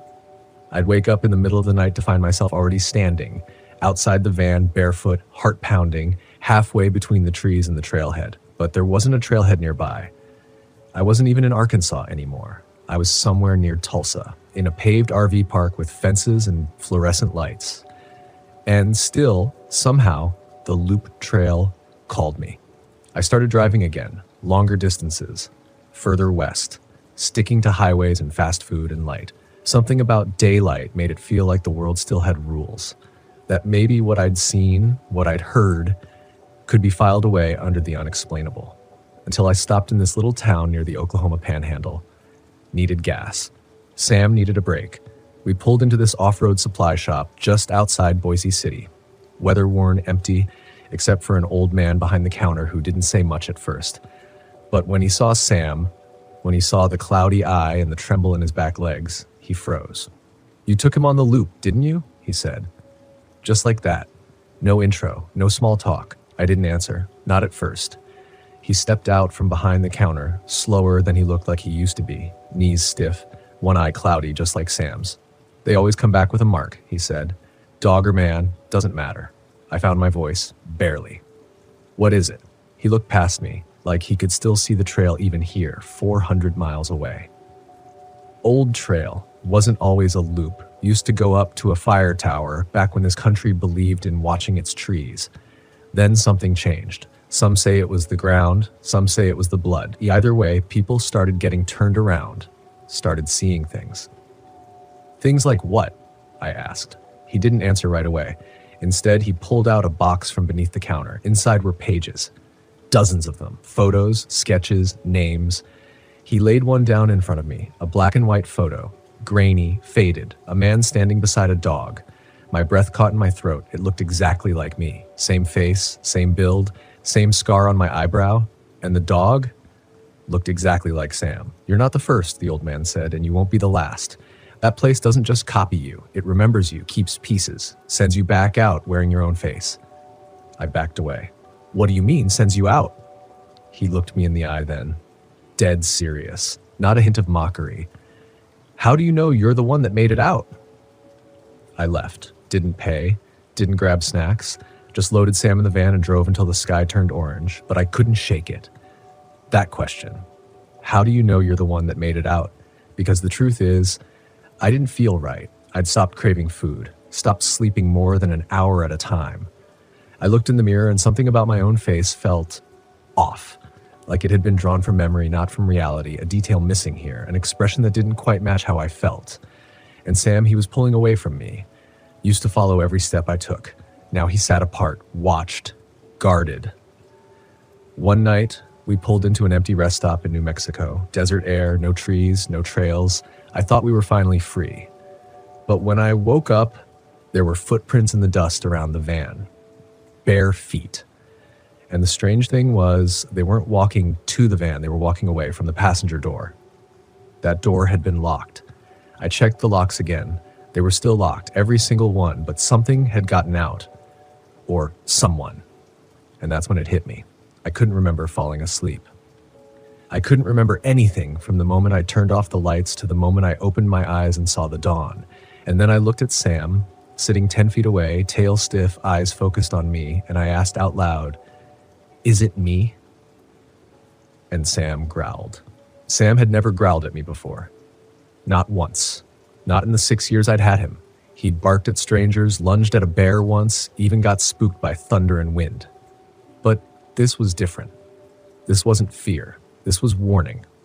I didn't move, just stood there beside the van in the morning heat, dust curling around my boots, sun climbing slow over the canyon rim behind us. I looked down at my hands, turning them over like I expected something to be written there. Some mark, some symbol, anything to prove I was still me. Nothing. No wounds. No scars that didn't belong. No missing time, except for that whole night.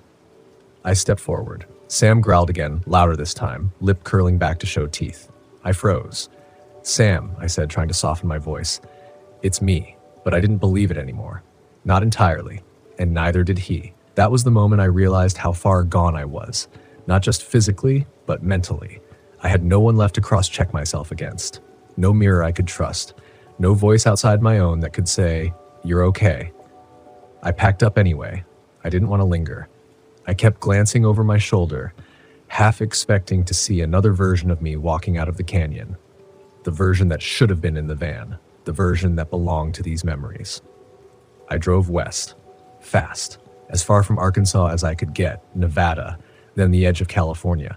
But the thing about the loop is, once it's inside you, it doesn't about state lines. It's not about geography. It's about memory. About time. I stopped sleeping altogether. Not intentionally, just couldn't keep my eyes closed more than a few minutes. Every time I did, I'd jolt awake with a dry scream caught in my throat, convinced I was back in those woods. I'd see shadows loop in the corners of my eyes, hear voices whispering under the sound of the engine. You're early this time. Sometimes I'd hear knocking on the van walls, even while moving. Always 3 knocks. Always slow.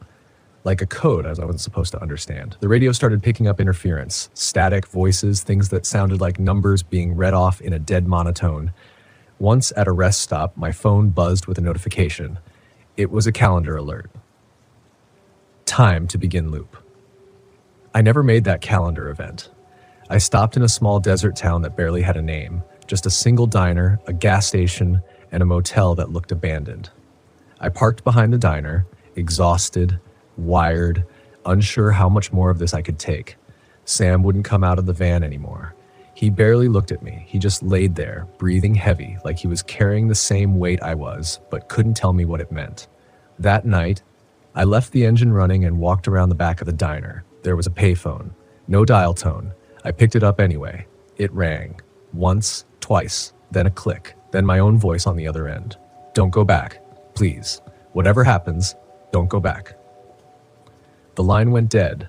I stared at the receiver in my hand, trying to convince myself I was hallucinating, that this was sleep deprivation, that I was sick or spiraling or finally cracking under the stress. But then the phone rang again.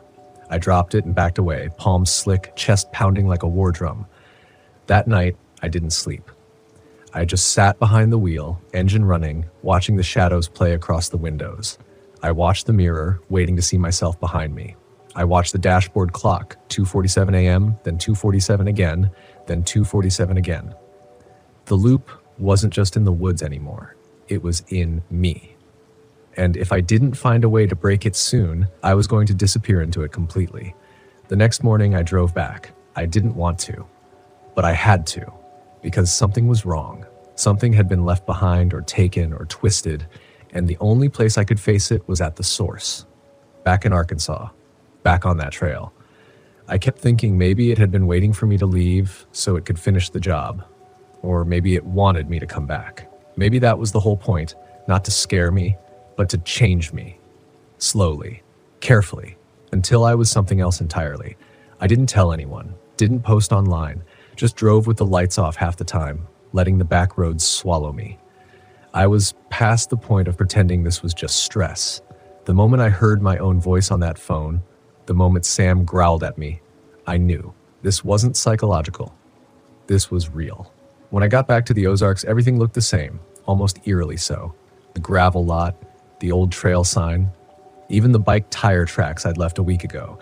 I stepped out of the van. Sam didn't follow. He didn't even move. I knelt down and looked into his eyes. You don't have to come, I told him. He didn't blink, didn't bark, just looked at me with this mix of loyalty and dread, like he was memorizing my face in case I didn't return. I left the door cracked open for him. Then I stepped onto the loop. The first 100 feet were dead silent. No birds, no wind, no bugs, nothing. I walked, one foot after the other.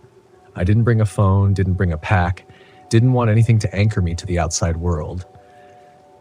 Because something told me the loop wouldn't let me leave again unless I understood it, unless I saw whatever it was I had missed the first time. And as I moved deeper into the trees, I could feel it again, that shift, like the trail was no longer part of the forest, like it had peeled off into its own dimension, its own version of reality.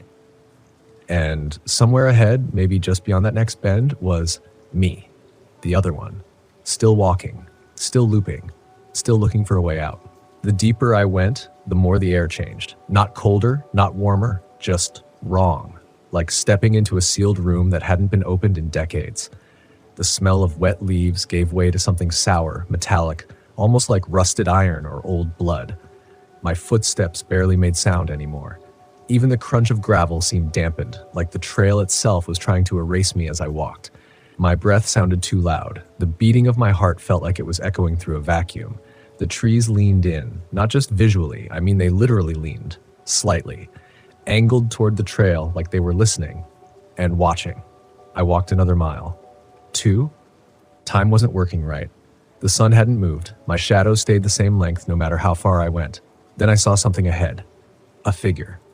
It was crouched, hunched beside the trail, facing away. I froze, my stomach folding in on itself. It was wearing the same clothes I'd worn a week ago. The same hoodie, the same boots, down to the same tear in the left sleeve where I'd snagged it on a branch. I didn't call out, didn't move, just stared. The figure tilted its head slowly, like it had heard something only it could detect. Then it stood, not smoothly, not like a person does. It unfolded, a sickening, elongated rise, like bones rearranging under skin. And then it turned around. It wasn't me, not quite.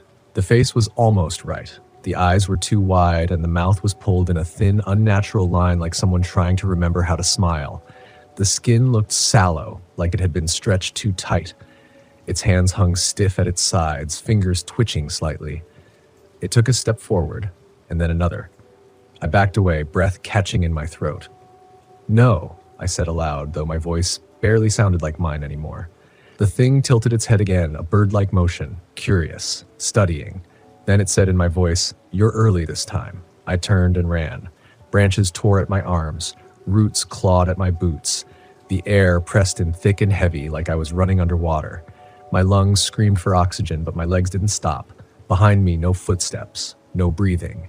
But the silence had changed. It was denser now, hungrier. I ran until the trail blurred underfoot, until the woods melted into one indistinguishable smear of green and gray. Then suddenly, light. I burst through a thicket into the clearing. My van, right where I'd left it, parked at the mouth of the trail like no time had passed at all. I stumbled toward it, heart pounding, sweat in my eyes. Sam was gone.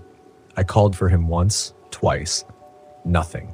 I checked the trees, the trail, the back of the van. He was gone. I slid into the driver's seat, slammed the door, and fired up the engine. The key turned easily. Too easily. The moment I pulled out of the lot, I knew. The gas gauge was full. I hadn't filled it. The map on my dash was open to a state I hadn't been in, Missouri. My hands were trembling as I gripped the wheel, staring down at them like they might morph in front of my eyes. Every inch of me felt wrong, like my body had been reassembled out of memory instead of matter, like I almost made it back. But not quite. I drove anyway. There was nowhere else to go. For the next few days, I tried to pretend. I drove the highways, found campgrounds, talked to gas station clerks, but everyone I met looked at me just a little too long, just a second too many, like their brain was trying to make sense of something that didn't quite fit. Children cried when I walked by. Dogs barked. Mirrors reflected things a fraction of a second too late. I stopped checking my reflection because I wasn't sure what I'd see anymore. That's when I started writing everything down, mapping it, trying to keep the pieces straight because that's the only thing that seems to work. Documentation. Memory slips, but writing stays. Maybe. And through it all, the trail calls to me. Every night. In dreams. In noises outside the van that sound like Sam's paws circling, then stopping just outside the door. In whispers that mimic my voice. In the woods at the edge of every new campsite, no matter how far I travel. The loop isn't a place anymore. It's a condition, a contagion, a mirror that infects you when you stare too long. And it's inside me now. The me who walked out of those woods, I'm not sure how much of him is still human, or if he's still walking that trail, if I'm just another echo, if the real me died a week ago and I'm the husk that climbed out. What I know is this, I can't go back. Not because it's unsafe, because I don't think I'd find the trail again. I think I'd find myself. Still out there, still walking, still trying to escape. And if we meet again, only one of us gets to leave. I tried to outrun it, state to state, campground to campground. I thought if I kept moving, I could break the cycle, change the pattern, disrupt the path it had burned through me. But that's the trick. The loop doesn't need a location anymore. It rides inside you. Even now, sitting at this rest stop off some nowhere highway in Oklahoma, the trees sway in that same rhythm, like they're syncing up to the forest I left behind. I've taken down every reflective surface in the van, taped over mirrors, blacked out the rear view. I don't want to catch a glimpse of something smiling back that isn't me. But it's not just about what you see, it's what you feel. I feel it when I close my eyes, a humming, low and circular like wind echoing through an old drain pipe. Constant, gnawing. I hear it in the tires when I drive, like they're tracing a circle I can't see. My GPS gets confused no matter where I go.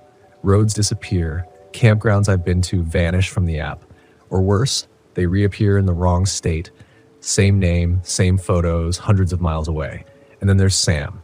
He came back, or something pretending to be him did. 3 days ago, I woke up to scratching at the side of the van. Not loud, deliberate, like someone keying a pattern into the metal. I sat up, heart pounding, and there he was, curled just outside the passenger door. Same golden coat, same limp on the back leg, same two-tone collar we bought at that truck stop in Flagstaff last year. But his eyes were wrong, too still, too alert. Sam always had this softness in his face, a curiosity. But this one watched me like he was waiting for something. Or someone. I didn't open the door. Not right away. We stared at each other for nearly 10 minutes. Me frozen, him motionless. No panting. No tail wag. No movement at all except for the wind ruffling the fur around his neck. Then he barked once. A deep, perfect mimicry of Sam's voice. I opened the door. I shouldn't have. I know that now. But I was tired. Starving for familiarity. The weight of isolation does strange things to your mind. So I let him in. He walked like Sam, circled like Sam, even curled up at the foot of the bed like Sam used to. But that night, I didn't sleep because I heard him whisper, not words. Not even sounds I could identify, but something too intelligent to be animal. A breath with intention, a rhythm just like the loop trail. He stayed silent the next day and the one after, but I know he's not the same. Just like I know I'm not either. Whatever came back with me, it's working its way deeper. Like a splinter in the brain, slowly burrowing in until you forget it's there. But I remember. At least I think I do. There was a moment on the trail, just before I found the van again, that keeps flashing back in fragments. It's not a memory. It's more like a possibility I didn't take. I saw something through the trees. A gap, maybe 20 feet wide, where the forest stopped. And beyond that gap, nothing. No horizon, no trees, no sky, just white, like the end of a page. I think I was meant to walk through it, but I didn't. And now the trail isn't done with me. Each time I stop, I see more signs, symbols etched into bark, circles within circles. Figures carved low into the wood, just at knee height. Humanoid shapes with no faces, all bent forward like they're praying.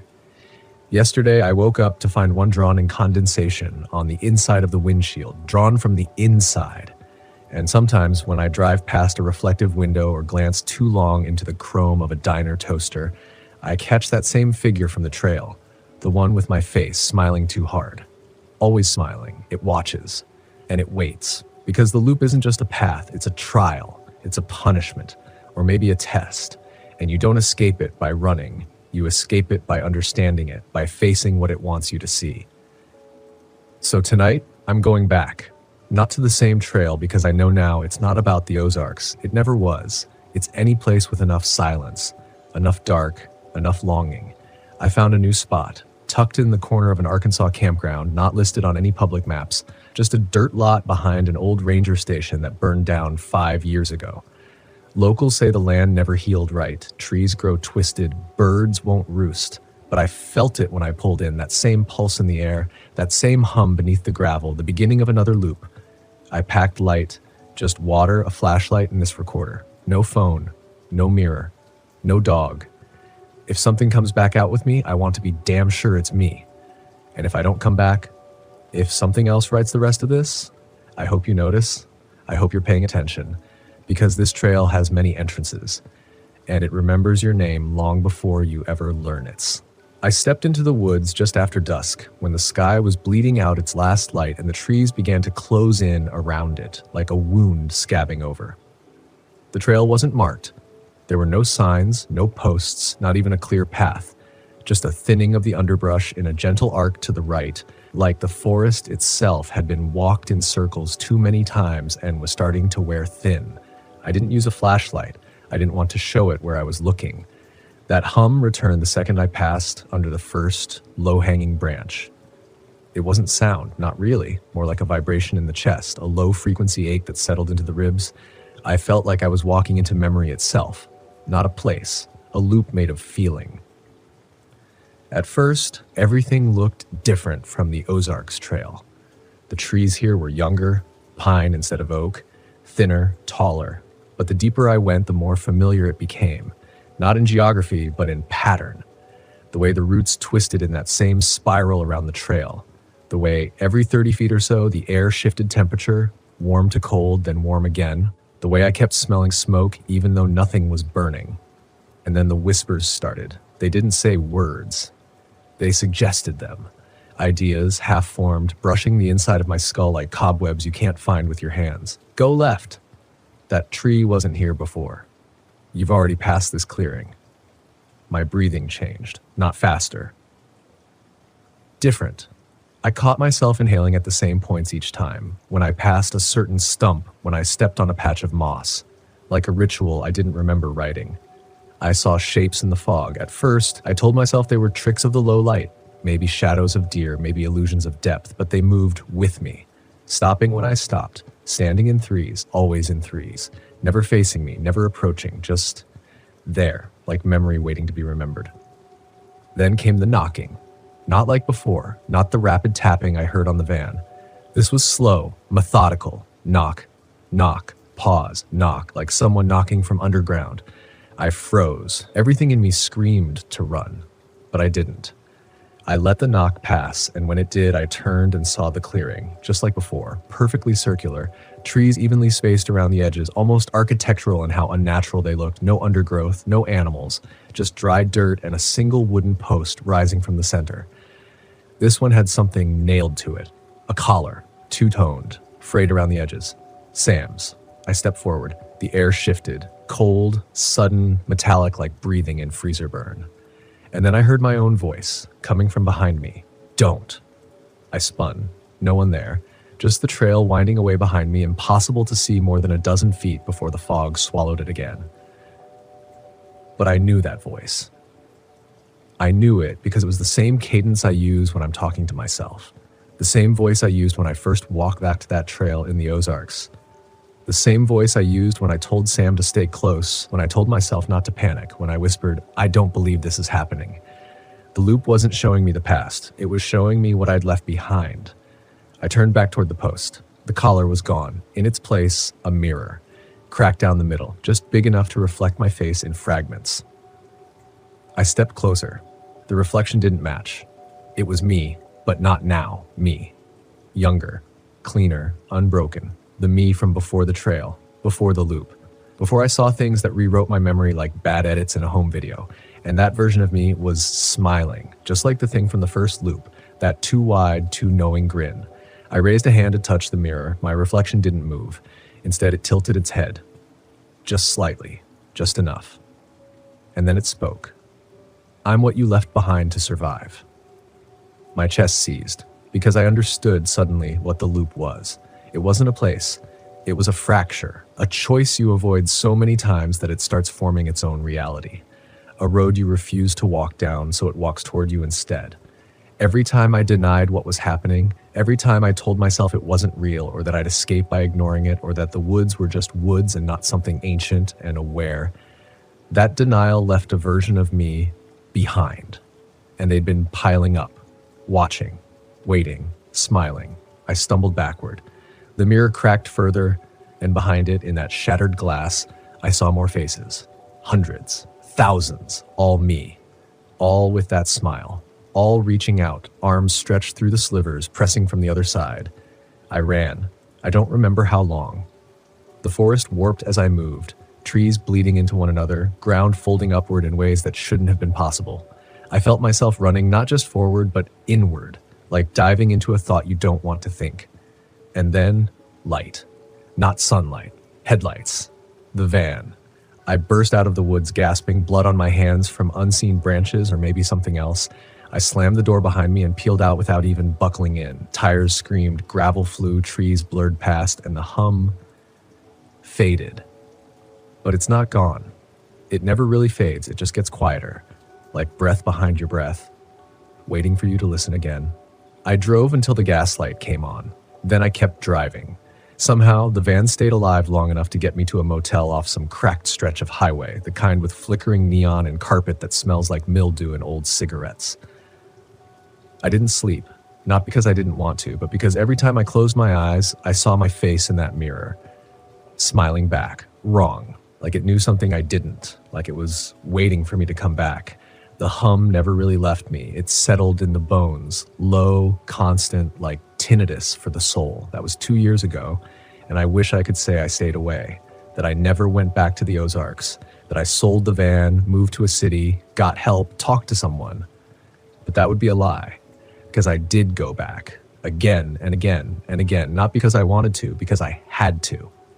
Because there's something about a loop like that.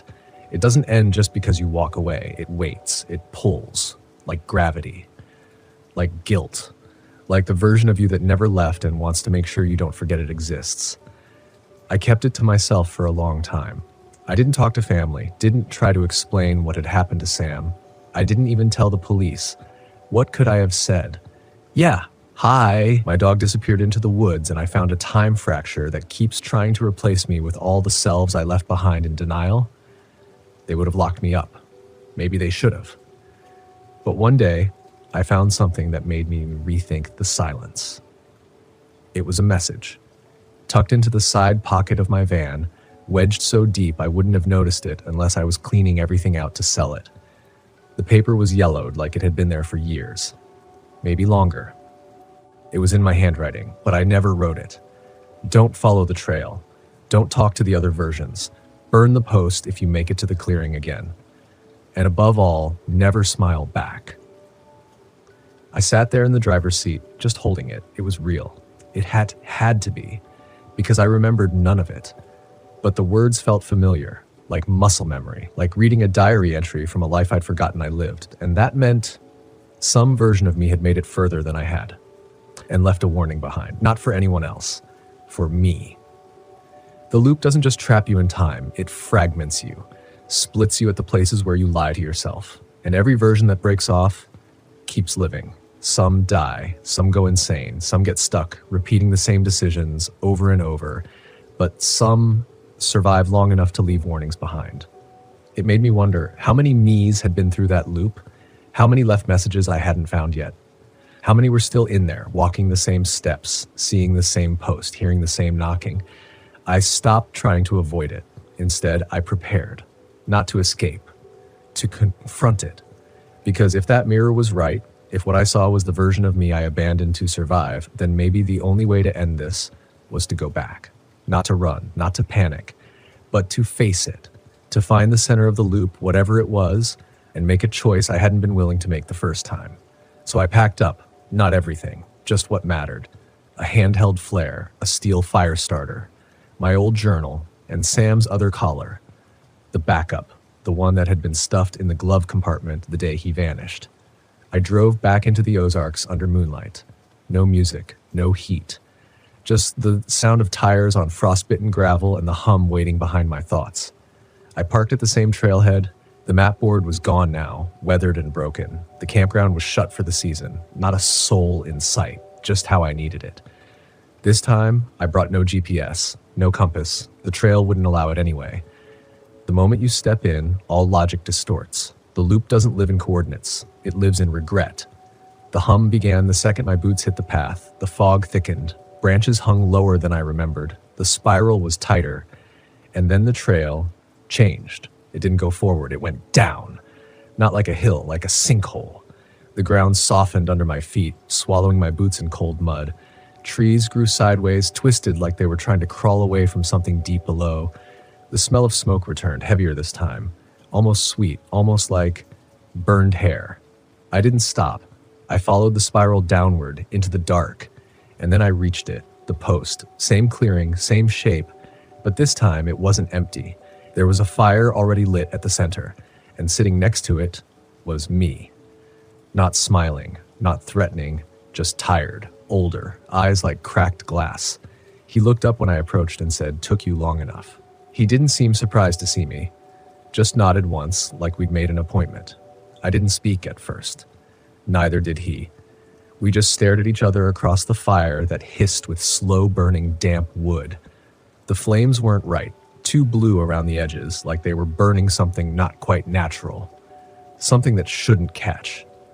"You wrote the note," I finally said, my voice tight, barely more than a whisper. He nodded again. "I wrote a lot more than that. You just haven't found the rest yet." There was a long pause between us. The woods were utterly silent, not a single insect, not a breeze, just that low, ever-present hum coiling around the trees, threading through my ribs. "Why now?" I asked. "Why let me find you this time?" His expression shifted, like it hurt to explain. "Because you're the first one to come back with intent. All the others ran, or broke, or begged, but not you. You knew what you were walking into. That changes things." "You mean there are more versions of me?" I asked. He tilted his head toward the woods behind him. I looked, and for a second, just a heartbeat, I saw them. Dozens of me, all frozen at various stages of terror. Some looked like they'd been there for years, hollow eyes, bones visible beneath torn clothes. Others were fresh, recent, not even dirty yet, still clutching flashlights or cell phones or notes in their own hands. Every single one of them was looking at me. Every single one was me. And none of them moved. "They can't leave," the man by the fire said. "They're echoes, possibilities. You created them the moment you chose to survive instead of confront. That's the price of running in this place." The air grew colder. I could feel it again, that presence, the wrongness that had followed me since the first night, the version of me in the mirror. "Where is it?" I asked. "The thing in the woods, the thing pretending to be me." He gave a tired smile. "You're thinking about it wrong." "What?" "It's not pretending. That is you. Just one of the many paths you left behind. The you that surrendered completely to the loop. The one that stopped resisting and became part of it." My skin went cold. "That version of you likes it here. It doesn't want to leave. It smiles because it's content. It wants you to smile back because that's how it wins." The fire hissed louder. The hum deepened. I could feel it circling the clearing, invisible but heavy. A kind of pressure in the lungs, in the mind, like a dream you can't quite shake, even after waking up. "Then how do I end it?" I asked. "How do I break the loop?" He looked into the flames. "You burn the anchor." "What anchor?" He pointed across the clearing to the post, the one with the marking carved deep into its face. I walked toward it slowly. This time, the mark had changed. It wasn't just a spiral. It was a face. My face! Eyes closed, mouth stretched into that same awful grin I'd seen in the mirror. I touched the wood, and it pulsed. Alive, almost. Warm. "Everything that happens in the loop starts here," he said. "This is where your fear began. This is where you chose to doubt yourself. That choice created everything else." "And if I burn it?" "You sever the connection. All the fragments collapse. The loop folds in on itself." I reached for the flare in my coat pocket, fingers trembling. But then I heard it. A growl. Low. Guttural. Familiar. My blood ran cold. From the tree line, something stepped forward. It was Sam. But not the way I remembered him. This version was emaciated, eyes glowing faintly, fur hanging in clumps. He didn't wag his tail, didn't bark, just stared at me with that same wrong smile in his jaw, stretched too wide, like something had warned him. "No," I breathed. "No, you're not real." Behind me, the other me stood, calm. It's going to try everything, every memory, every hope, every fear, because it knows you're close. You're closer than anyone's ever been, and that terrifies it. Sam took another step forward, twitching, almost limping. My heart ached. I took a step toward him. "No," the man warned sharply. "That's not him. You know it. You know it." I stopped. Sam's face flickered just for a second, and I saw it. Not fur, not skin, but bark and rot and teeth. It opened its mouth, and that sound came out, not a bark, not a growl. A voice. My voice. "Come on," it said. "You left me behind. Don't leave me again." The hum built behind my ears, screaming now, vibrating my teeth. I turned back toward the post, pulled the flare. I lit it and pressed it to the base of the wood. It caught instantly. Too quickly. The flames roaring upward like the post was soaked in gasoline. The fake Sam lunged forward, but the fire formed a ring around me, keeping it out. The spiral face began to twist, contort, its carved smile twitching in the bark. I screamed as the heat seared my arms, but I held the flare in place. The post buckled, crashed to the ground, and everything went white. I woke up in my RV, but not in the woods, not in the Ozarks. I was parked in a rest area off I-40 in Oklahoma. Sun beating through the windshield, the hum of passing cars beyond the windows, the kind of place you stop for gas, stretch your legs, maybe grab a soda. For a full minute, I couldn't move. I just stared at the dash, heart pounding, sweat dried to my neck and arms like a second skin.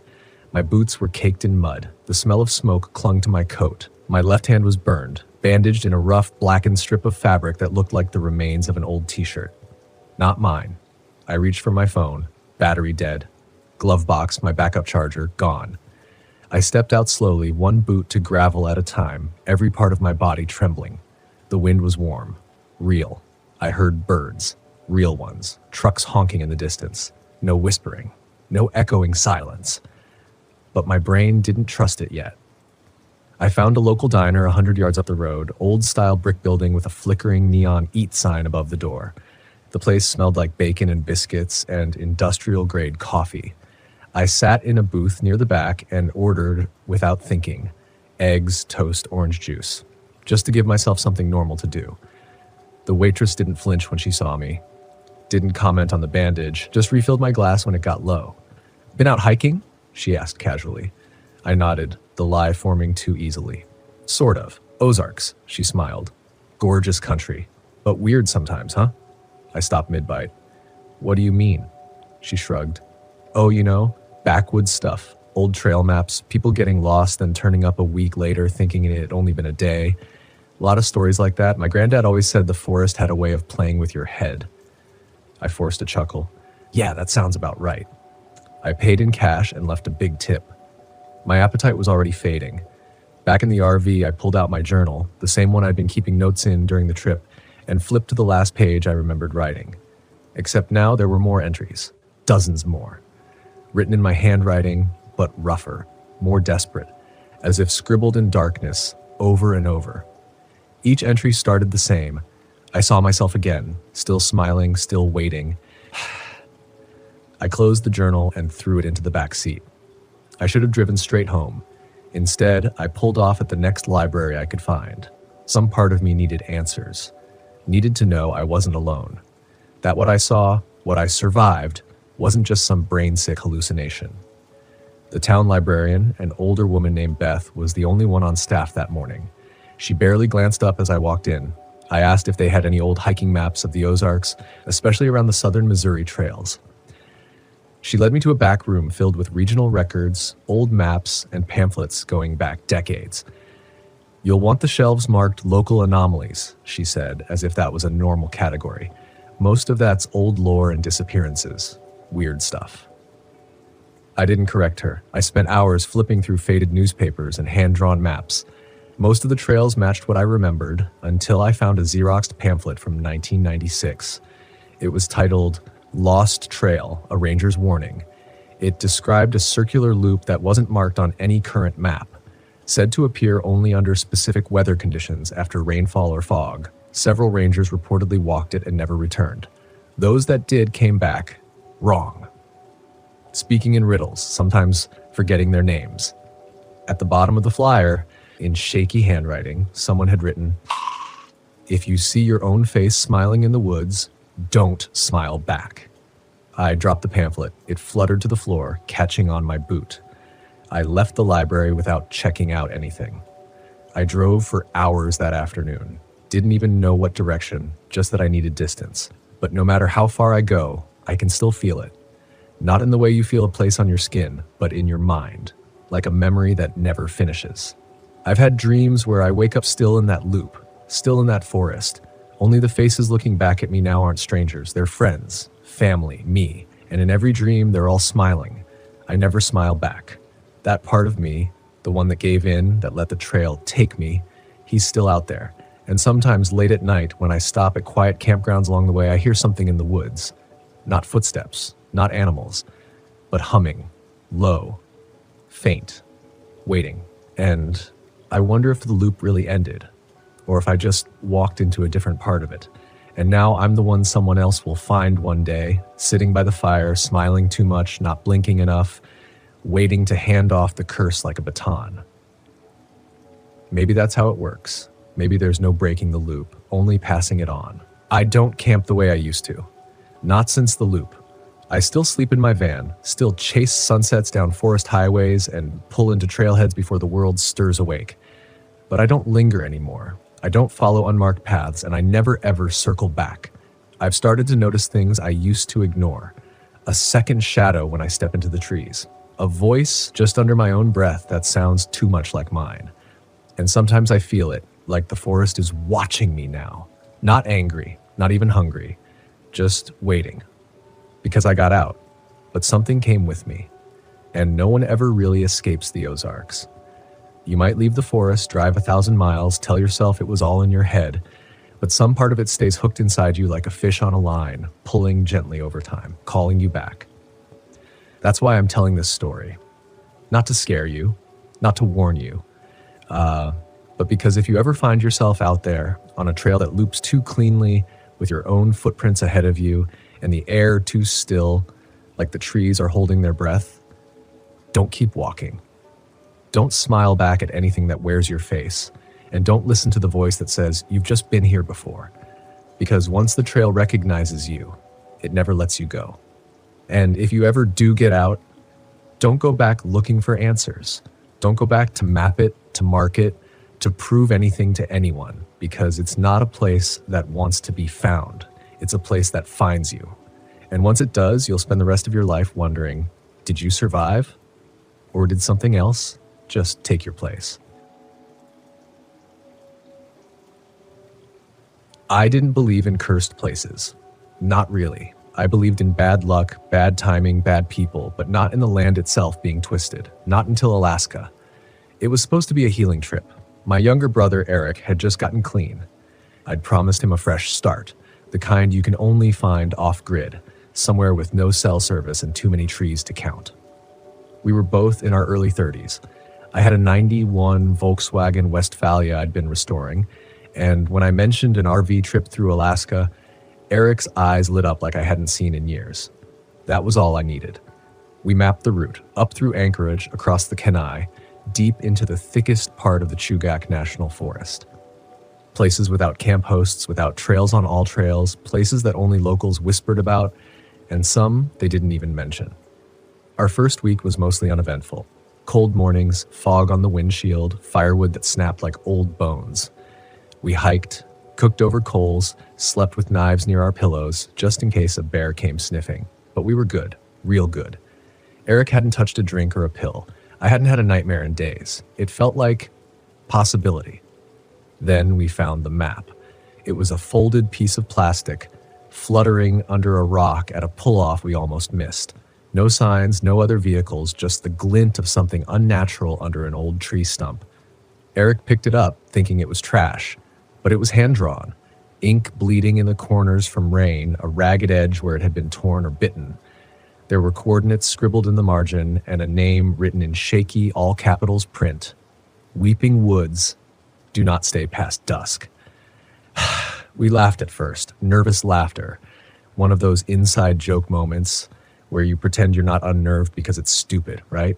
Campers leaving creepy messages, local teenagers, that kind of thing. But Eric, always the impulsive one, typed the coordinates into his phone's offline maps. It was only 30 miles northeast, through a logging road barely wide enough for our van. We should have left it alone. We hit the trail the next day. The road in was brutal. The trees pressed close like they didn't want us there. Branches scraping the paint and reaching in like fingers every time we slowed to look around. No bird song, no wind, just the creak of the old suspension and our own breathing. By the time we found the clearing, it was late afternoon. The light had that orange-pink haze, like the sun wasn't sure it wanted to go down. I almost backed out right then, but Eric was already out of the van, boots crunching over brittle moss, looking around like he was searching for something he'd lost. The clearing wasn't a campground, not really. No fire rings, no signage, just a flat stretch of earth that looked, wrong. The grass grew in patches as if it couldn't make up its mind. The trees were all spruce, but the way they leaned inward, casting shadows too early in the day, it was like they were eavesdropping. Still, we stayed. I parked the van facing the exit, a habit I picked up after a scare in Colorado years back. I didn't say why. Eric didn't ask. We cooked a quick dinner, canned chili. The smell hung heavy in the air longer than it should have. The forest was silent. At 8:40 p.m., we heard the first sound. It was soft, almost polite, a knock, not on the van, not on the trees. It came from somewhere behind the clearing where the light was fading fast. 3 slow, measured knocks, like someone tapping a door in a church. We froze. Eric whispered, "Did you hear that?" I nodded. A minute passed. Then 2. Nothing.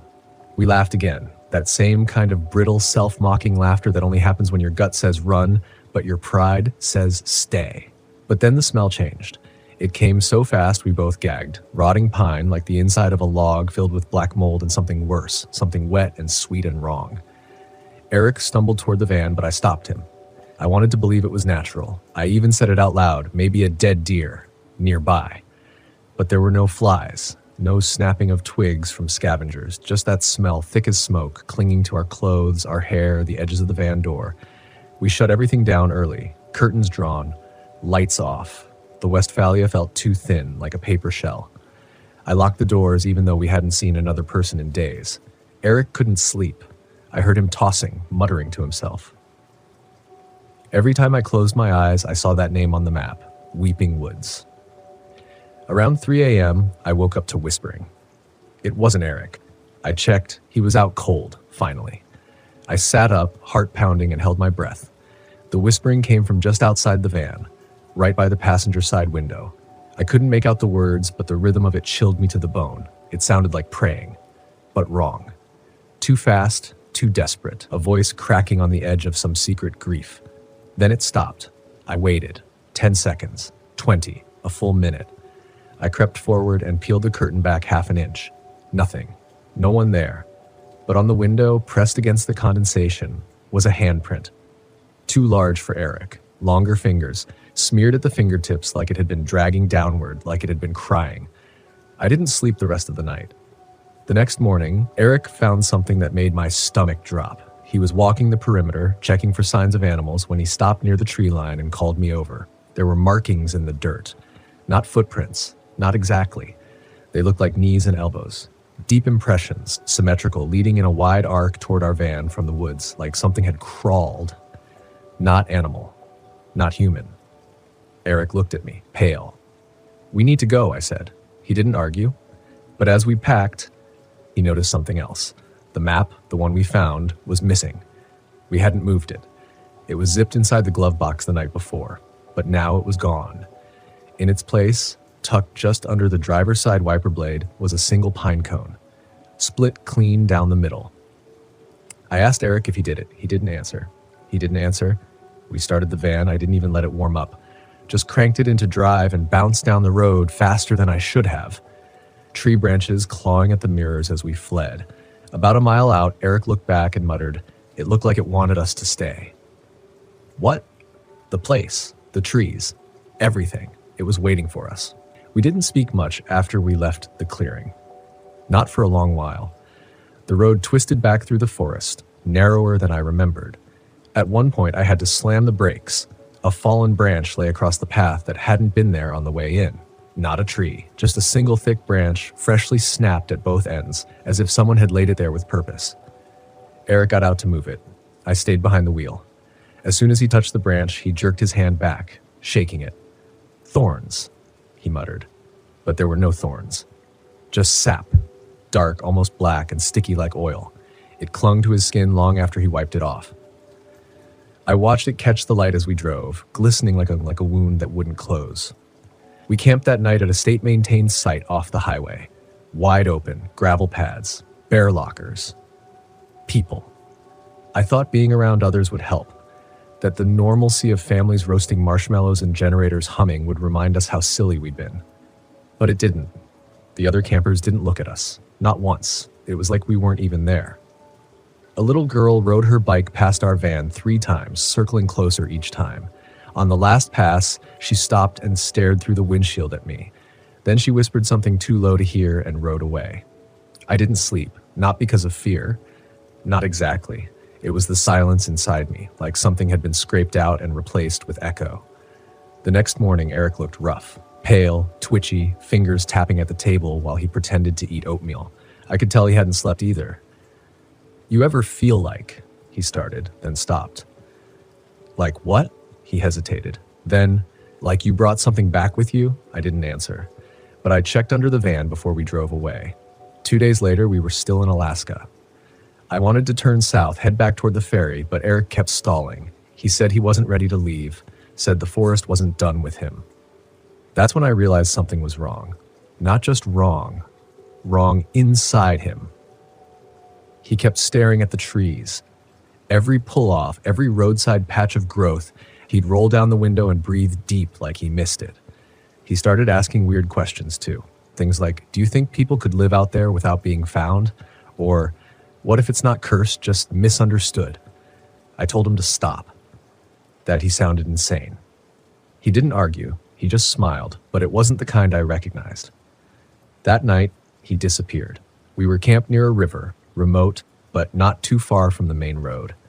I woke up around 2 a.m. to the sound of the sliding van door closing softly. No footsteps, no rustling, just gone. His sleeping bag was empty, shoes missing, knife gone from the holder on the wall. I called his name over and over. Nothing. I got out, flashlight in one hand, bear spray in the other, and searched the tree line. Cold air bit at my neck, and the moon was full, but the light seemed muted, like it didn't want to touch the ground. After 10 minutes, I found his footprints. Barefoot. They led away from the van, away from camp, into the thickest part of the woods. I followed them until they vanished into moss. Then I saw the trees.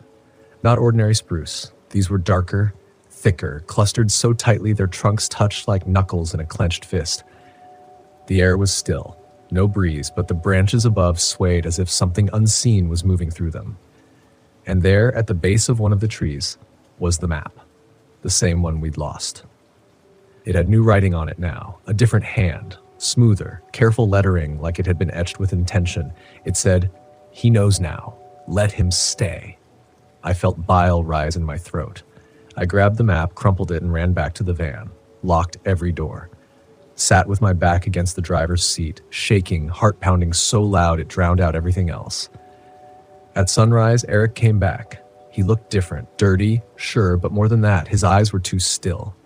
His voice was flat. "Where were you?" I asked, trying to keep calm. He shrugged. "Just walking." I asked him why he didn't bring his boots. He smiled and said, "Didn't need them." I almost cried, not from fear, from grief. My brother was still there physically, but something had cracked inside him, and whatever had spilled out wasn't coming back.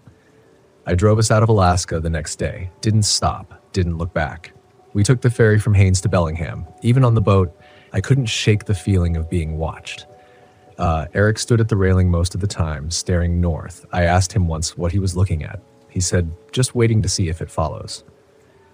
We got home a week later. The van was filthy, covered in pine needles that hadn't been there when we left the ferry. We washed it, scrubbed everything, but that smell, that rotting pine, that wet decay, it lingered. Months passed. I tried to rebuild my life, tried therapy, told myself it was stress, hallucination, sleep deprivation, but I know better. Because 3 nights ago I heard whispering again, outside my bedroom window. Not loud, not threatening, just familiar.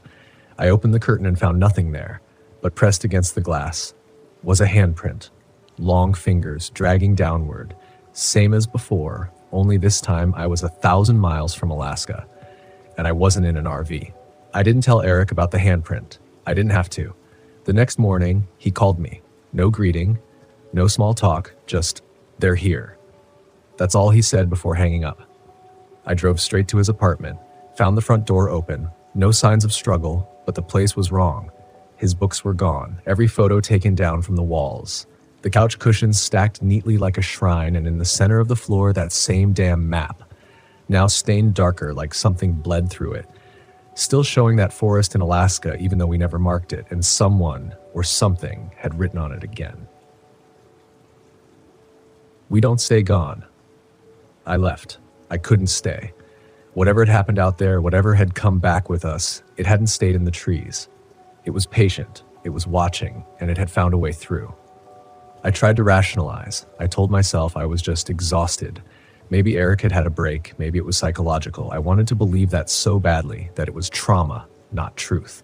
That the cold, creeping thing I felt at night, the thing that pressed down on my chest and whispered like wind in dead pine, wasn't real. But then, I started seeing her. At first, I thought it was a trick of the light, a shadow behind the curtain, a flash in the mirror, but she was there.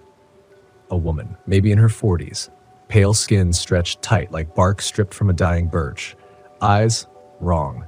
Black but reflecting light like beetle shells, and her mouth, always open, just a little, like she was breathing out something she never inhaled. I saw her across the street one night, standing under a flickering street lamp, head tilted back as if she could smell me through the walls. Then I saw her closer, each night nearer than before, at the foot of my driveway. Then at the porch. Then she was inside. I woke up one night to find muddy footprints leading from the front door to the hallway.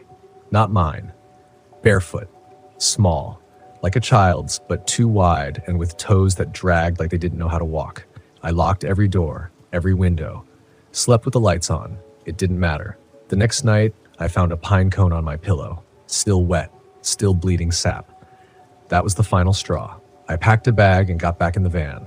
I didn't even know where I was going, just somewhere far from home, from Eric, from the shadow that had stitched itself into my thoughts. I drove south for 3 days, Arizona, dry land, desert, no trees, nowhere for her to hide, but she came anyway. She didn't need trees, she didn't need forests, she just needed me to remember. And I did. God help me. I remembered everything, the clearing, the silence, the feeling in my gut before Eric stepped between those stones.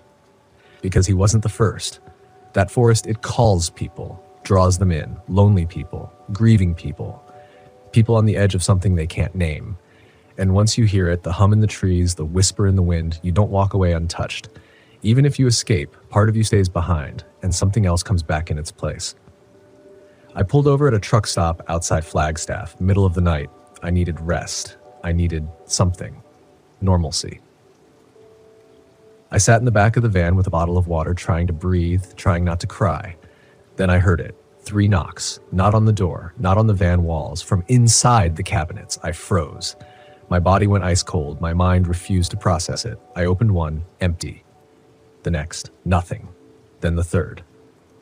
Inside, tucked into the corner like it had always been there, was a small stone, smooth, black, wet, marked with a single red slash, the kind you'd find on a tree trunk in the forest.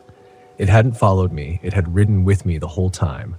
I threw the stone out the door and slammed it shut, started the engine, drove until the sky turned pink, and now, here I am, in a desert RV park surrounded by dry brush and dust, no forest in sight, writing this down, recording it, because maybe if I tell it all, maybe if someone else hears it, it'll stop whispering to me, because it does whisper, every night, just beneath the edge of sleep.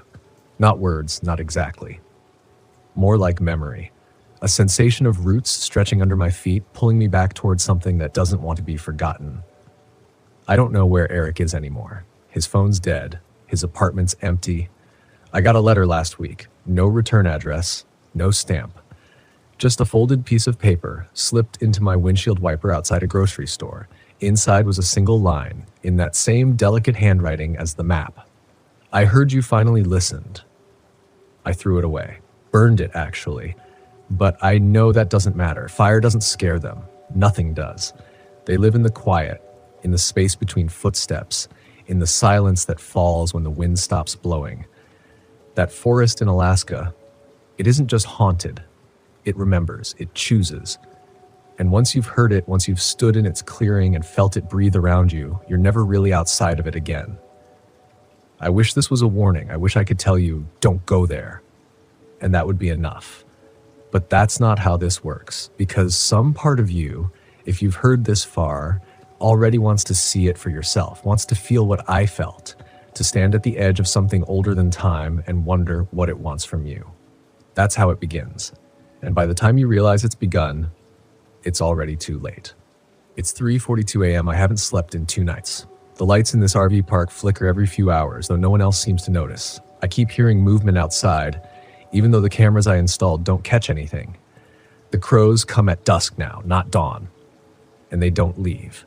They perch on the fence. They watch. I don't go outside after dark anymore, not even for a second. Last night, someone knocked on the van window again. 3 times. I didn't look. I refused to look. I just sat on the floor in the dark, my back to the cabinet, counting the seconds in my head. My heart beat so loud I thought it might drown out the whispers, but they were louder. She was whispering my name, not screaming it, not demanding, just saying it, like she knew I was listening, like she always knew I would. And I'm tired. So tired. Not just of the fear or the constant waiting for something to grab me from the shadows. I'm tired of not knowing what they want. Because that's the worst part. Not the fear, not the panic, not even the dread. It's the unknowing. The sense that there was a choice made a long time ago, and I've been living in the fallout ever since. I started digging again, not literally, mentally. I pulled every map of Alaska I could find, every article, every forum post. I searched the name of that forest, the coordinates from the GPS, anything that might give me a name, nothing official. But there were stories, buried in old forums, lost blogs, sites long abandoned. One guy said his brother vanished there in 1982, just gone. No body, no signs, just tire tracks that stopped at the edge of a clearing and footprints that led inward, never returning. Another claimed the Tlingit tribes avoided that region for generations, calling it the place of returned voices. Not spirits, not ghosts. Voices. Things that spoke with the faces of loved ones. Things that lured people deeper into the trees, promising peace, forgiveness, silence. But they didn't give peace. They took it. That forest doesn't kill you. It doesn't want you dead. It wants you changed. It wants you emptied out, scraped clean, so it can use you to call others. That's why Eric was so quiet. That's why he stared at nothing, why he never really came back. Because he wasn't alone in his own body anymore. Something came back with us. Or worse, something was always there, waiting for a moment of weakness, a break, a crack. And when we crossed into that clearing, it took root. So I made a choice. I turned the van around and I started driving back north. Yeah, I know what you're thinking. Why the hell would I go back? But you don't understand. It won't stop. It doesn't fade. I've tried therapy, meds, isolation. I've tried running and denying and even begging, praying to something, anything, that what followed us would forget. But it never does, because it doesn't chase. It waits. It calls. And the only way to end it, really end it, is to face it. Not with weapons, not with fire, but with recognition. So I drove through Montana, through the Yukon, into Alaska again. Every mile that passed, I felt a little more hollow. Not in a painful way, just like something was being peeled back, like layers of me were being left behind at every turn. When I finally reached the edge of that forest, I sat in the van for what felt like hours. The trees looked the same, dead pine, black bark, mist curling like fingers around the trunks. But the silence, it was worse than I remembered. It wasn't just quiet, it was expectant. I stepped out, no backpack, no gear, just me and the sound of gravel under my boots. And then I heard it. My name, soft, far away, then again closer. It wasn't her voice this time, it was mine, calling me forward from the trees. And when I walked into the clearing, when I stepped between the stones again, I understood. It's not just a place, it's a mirror. It shows you what you've buried, what you've denied. And then it waits until you forget enough of yourself that it can step in. It's not haunted, it's hungry, and it feeds on what we leave behind. Our fear, our guilt, our silence. It fed on Eric, on me, and maybe on all those who came before. So I walked to the center of that clearing, and I sat down. No running, no fighting. I let it speak, not in words, in memories. It showed me every lie I told myself, every moment I ignored my gut, every time I dismissed the cold fingers of fear as just nerves, the night I pretended I didn't see her in the rearview mirror, the guilt I felt when I left Eric behind, and I did feel it. I'd buried it deep, but it was still there. I let it come up, let it crack me open, and that's when it stopped whispering. It just listened. And then the forest exhaled, the wind returned, the trees stopped watching. I stood up, feeling more like myself than I had in months, because now I remembered. I remembered who I was before the fear. I remembered that not all silence is safe, that some places aren't meant to be conquered or escaped. They're meant to be respected. As I walked back to the van, I looked over my shoulder once, just once. She was there, not angry, not sad, just watching, and I nodded. Because she didn't belong in the cities or in my dreams. She belonged here. And so did everything else that the forest had taken. The doors closed behind me without a sound, and I drove away. The whispers are gone now, the handprints, the knocks, even the map. I burned it in the woods before I left. But sometimes when I sit still for too long, when the wind dies down, I can still feel her eyes on me. And I remember. We found the American suicide forest in Alaska. but we were never supposed to leave. So if you ever find yourself driving up that way, drawn by some unnamed pull, some curiosity you can't quite explain, turn around, because some places are not for us. Some places remember you, and some things, once you hear them whisper your name, never stop waiting. I've always believed there was something noble about living simply, taking to the road in my Volkswagen Westphalia, chasing silence, chasing sky.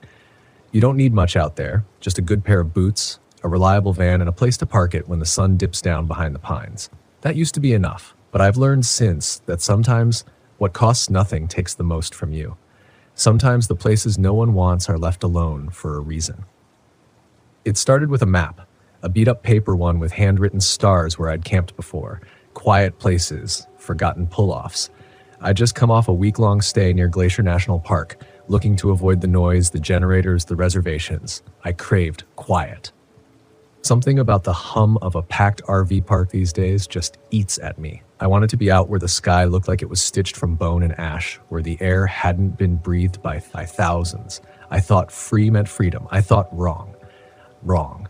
I found the spot on a forum buried in a thread from years ago. Hidden gem, someone wrote. Great for off-grid camping, no crowds, no rules. Coordinates only. No name, no photos, no recent posts. That should have been the first red flag, but I was tired of paying for gravel lots with numbers on them. The van was stocked, my dog Boone was eager, and the mountain roads were calling. I crossed into northern Idaho by late afternoon, the sun falling behind layers of slate-colored peaks. It was early October, that window where autumn is gold and fire before winter clamps down. The trees were half naked, leaves tumbling behind me like burnt confetti as we wound through forest roads. Forest Service Route 381, then a narrow offshoot without a sign. The gravel crunched differently there, softer somehow, like it didn't want to echo. I knew we were close when the GPS signal died. That part didn't bother me. I'm used to being offline, letting instinct take over. But Boone sat up in the passenger seat then, ears forward, eyes pinned to the windshield like he saw something I didn't. He didn't bark, just stared, alert, low whining in his throat. I eased the van forward another quarter mile before we crested into a clearing. It was perfect, or so I thought. A flat area circled by tall lodgepole pines, a fire ring made of blackened rocks, even an old wooden picnic table tilted slightly to one side. No trash, no bullet holes in the signs because there weren't any signs at all. Just quiet. That eerie kind of quiet where the trees seemed to be listening. I parked under the largest pine and opened the side hatch. The air was colder than expected, crisp, but with a strange dampness. The kind that clings to the back of your throat, not from rain, but from rot just beneath the surface. Boone refused to get out at first. I actually had to coax him down with jerky, which was weird. Normally he's the first to leap out, nose to the ground, tail wagging. This time he moved cautiously, sniffing the air like it was off. Still, I set up camp, made a fire, cooked some lentils on the propane stove, leaned back in my fold-out chair to watch the stars come out, and they did, slowly, one by one, until the sky was swimming in them. That part never gets old. For a while, I let myself believe I'd found the dream again. This was why I traveled, why I lived out of a van. That sacred silence, that space to just be. But the silence stayed too long. By 10:30, the woods should have been alive with sound. Owls, crickets, wind. Instead, it felt like everything was holding its breath. The trees weren't swaying, the fire barely crackled. Even Boone laid low under the van, not sleeping, just watching the tree line. That's when I noticed it. The smell. At first I thought maybe I'd spilled something. Gasoline, maybe. But no, it was too organic for that. Like wet fur and mold, copper and pine needles rotting under snow. I stood up, scanning the woods. I didn't see anything, but I could feel it. You know that feeling when someone's staring at you? That instinct in your spine that screams, "You're not alone"? I told myself it was paranoia. First night alone again, deeper than usual. Nothing but nerves. But Boone began to growl, a low, guttural sound I'd never heard from him before. Then he barked, loud and sharp, running toward the dark beyond the firelight, hackles raised. "Boone!" I called, grabbing my flashlight and darting after him. He didn't go far. 20 feet into the woods, he stopped dead and circled something on the ground. My beam found him pacing around what looked like an old sleeping bag, ripped open, half buried under leaves and dirt. My heart skipped. I stepped closer. It wasn't just a sleeping bag. There were clothes nearby, torn, stained, and a boot. Only one. The ground was disturbed like something had been dragged, then covered hastily. No bones, no smell of decay. But something had happened here. I stood frozen, flashlight shaking in my hand. Boone was tense beside me, watching the trees again. That's when I heard it. A click, like a tongue smacking the roof of a mouth. Then again, louder. Click, click, click. Not natural, not wind, not an animal I recognized. I backed away slowly, flashlight still scanning the woods. I saw nothing. But the clicks continued, irregular now, from different directions. Boone was glued to my side, tail down, his body stiff. We got back to the van fast. I didn't even bother folding my chair or dousing the fire. I slammed the sliding door shut, locked every bolt, and crawled into the driver's seat. My hands trembled on the steering wheel. I stared out the windshield, waiting for movement, for eyes, for anything. Nothing came. But the air inside the van felt wrong now. Heavy. I kept the flashlight beside me, the keys in the ignition. I told myself I'd leave at first light, that I was being dramatic. That maybe this spot had just been used by squatters, or maybe someone dumped gear here. Rationalization is a powerful drug when fear begins to speak, but I didn't sleep. Neither did Boone. He sat on the floor by there all night, never taking his eyes off the window. And then, just before dawn, the knocking started. 3 soft knocks. Not on the driver's side, not at the sliding door, but at the back of the van, right where the engine bay sits. Not loud, not aggressive, just deliberate. Knock, pause, knock, pause, knock. I didn't move. I didn't breathe. The back window was curtained and I couldn't see a thing. Boone whined but didn't bark, which scared me more. Who knocks at the back of a camper van in the middle of nowhere before the sun even rises? I waited, and then silence. But that was worse somehow, because silence after a sound like that feels like bait. I stayed frozen in the driver's seat, heart rattling so hard it made my ribs feel hollow. I hadn't moved for minutes, maybe longer. I remember watching the edge of the curtain over the rear window, expecting to see it pull tight, or worse, lift, but nothing did. I reached slowly for the flashlight, flicked it on, still nothing through the windshield. Not a branch swayed, not a bird stirred. Boone whined again, softer this time, then laid his head on the floor, ears still twitching toward the back. Okay, I whispered to myself, just to hear a human voice in that tomb of silence. Just get to daylight, then you drive. But I couldn't wait. Something about that knock, it didn't feel like a prank.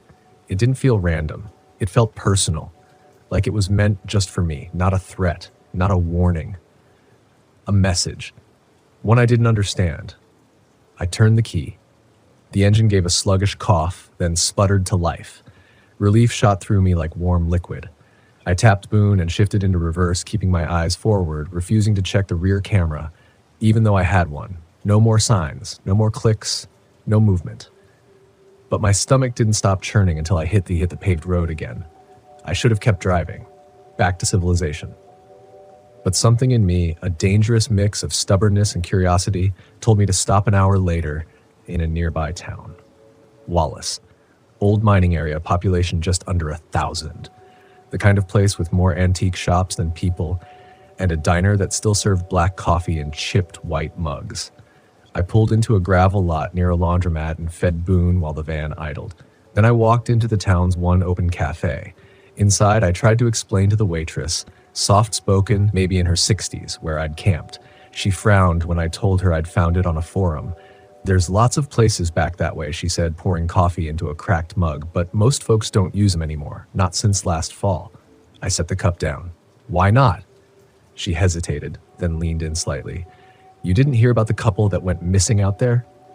No, I said slowly. She nodded. Local pair. Young. Early 30s, I think. Didn't check in with their parents after a weekend off-grid. Search and rescue found their van abandoned. Dogs inside, but no people. The dogs were fine. Spooked, but fine. I looked down at my coffee. Suddenly, it tasted like ash. Where exactly? I asked. She just gave me a look. The kind you give someone who already knows the answer. Did they ever find them?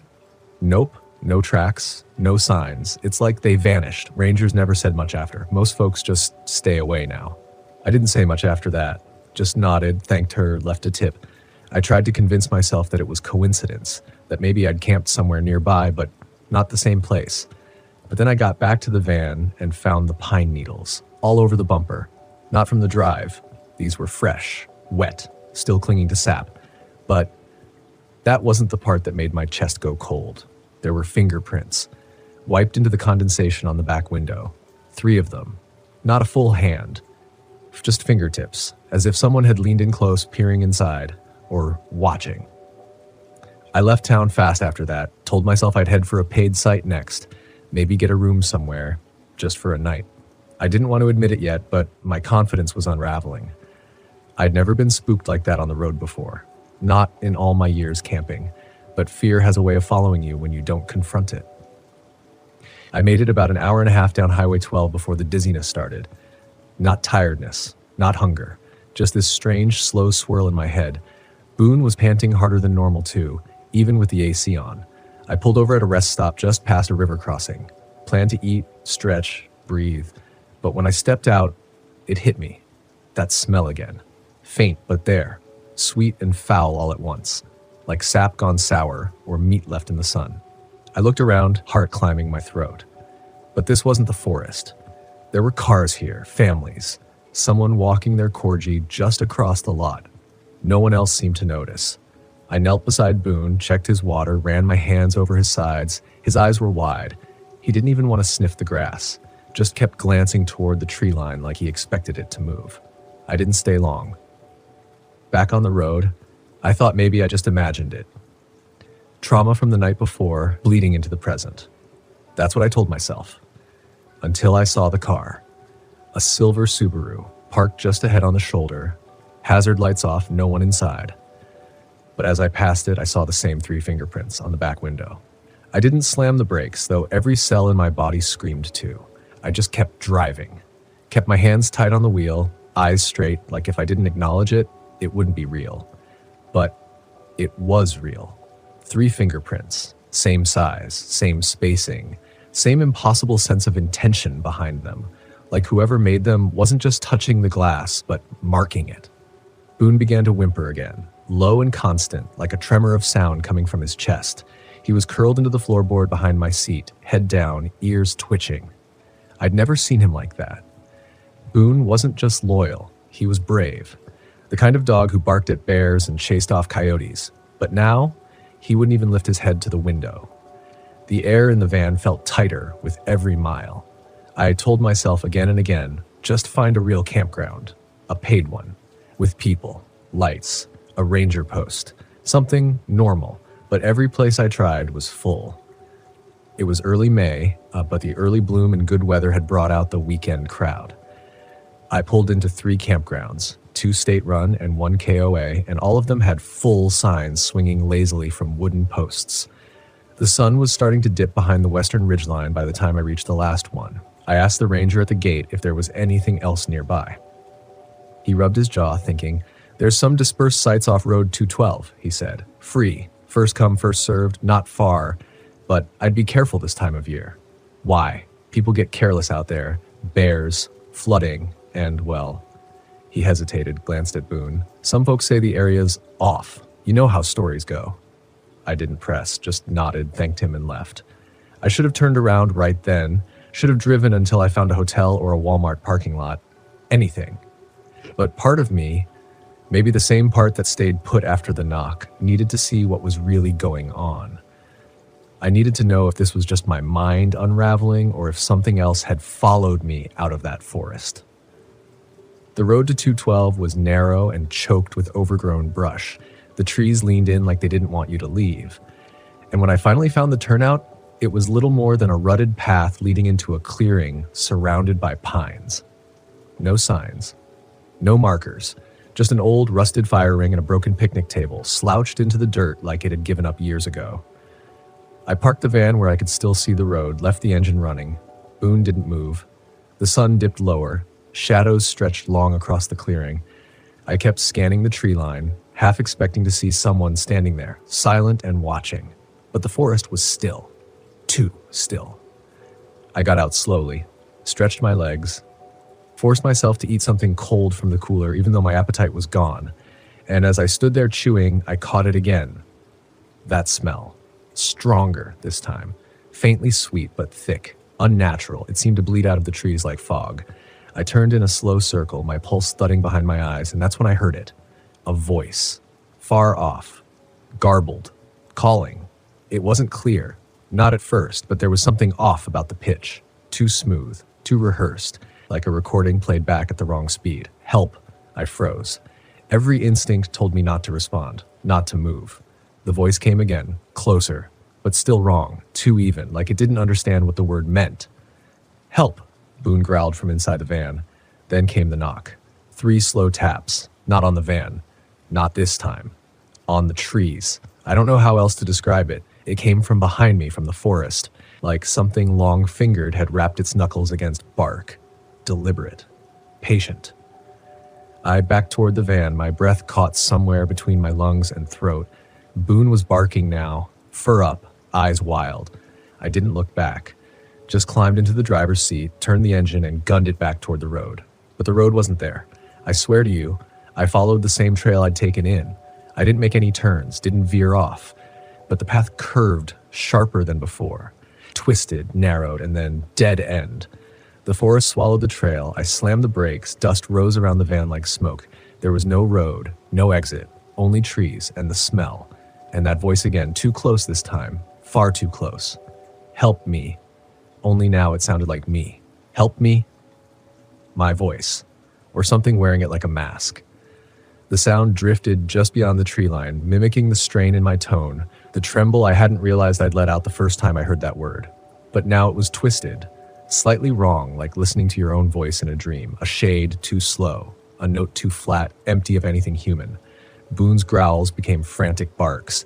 Not angry, warning. I threw the van into reverse, crushed the accelerator, and tried to back out of the dead-end path. Trees scraped the sides of the van, branches clawing like fingers. I didn't care. I just needed to move, to get away from whatever was outside and whatever was pretending to be me. After what felt like an eternity, the van jolted backward onto the original trail. It was narrower than before, like the forest had tried to close behind me, but I didn't stop. I kept driving until the underbrush thinned and the road finally spilled back onto asphalt. When my tires hit the blacktop, I nearly sobbed. I didn't stop driving for hours, didn't look back, didn't speak. Boone curled up on the passenger seat and wouldn't lift his head. That night, we slept in the parking lot of a 24-hour diner, engine off but keys in hand. I didn't close my eyes, not really. Every time I tried, I heard my voice echoing again. Faint, distant, dragging itself across the edges of my mind. Help me. But the worst part wasn't the sound, it was that it knew how to be me. I kept telling myself maybe it was just exhaustion, hallucination, fear warping sound in the dark. I didn't tell anyone. Not that night, not for a while. Because how do you say something like that out loud and still sound sane? But a week later, I met someone who'd heard it too. I was in a small RV park near a lake in Idaho. Real place this time, fully staffed. Other campers, families, lights that didn't flicker for no reason. I hadn't spoken to many people that week. Wasn't in the mood. But on the second night, I struck up a conversation with a man named Russell. Maybe in his 60s, sharp-eyed and quiet, like someone who'd seen too much to be loud about anything. We got to talking over coffee at one of the communal tables. He asked where I'd been recently, and I mentioned the area near Road 212. His expression changed instantly. You stayed there? He asked. I nodded slowly. Dispersed sight. Thought it was harmless at first, but he cut me off. Did you hear it? I looked up. Hear what? He tapped the side of his mug. Your own voice, out there, calling for help. The air between us changed. I set my mug down. I thought I imagined it, I said. No, he said. You didn't. He leaned in, eyes narrowing like he was trying to see if I could handle the next part. There are places, he said slowly, where something old wears the woods like a coat. Not a ghost, not a creature, something else. It doesn't live in the trees. It is the trees, and it learns from you, watches you, waits. And if you're alone long enough, it becomes you. Just enough to call out. Just enough to keep others coming. My blood turned to ice. He He sipped his coffee. People disappear in those free campsites more than anyone tracks. No ranger reports. No one files anything because there's no sign of struggle. No blood. No gear left behind. Just gone. Why aren't people warned? I asked, though I already knew the answer. Because you can't warn someone who won't believe. They think it's just wild country, bears, drifters, bad luck, or they think they're smarter than the fear, like it only happens to other people. He looked at me with a strange sympathy. But once you've heard it, once it knows your voice, it doesn't forget. That night, I barely slept. Not because I was scared exactly, but because something about what Russell said rang true in a place too deep to ignore.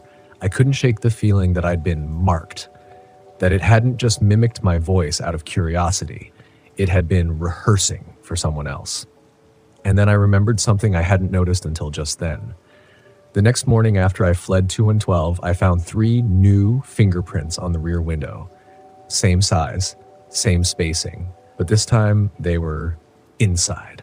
I cleaned the inside of the glass 3 times that morning. Not because I thought it would help, but because I didn't know what else to do. There wasn't anyone I could call. No number for this kind of thing. And I knew if I tried to explain what I saw or what I heard, it would sound like a breakdown.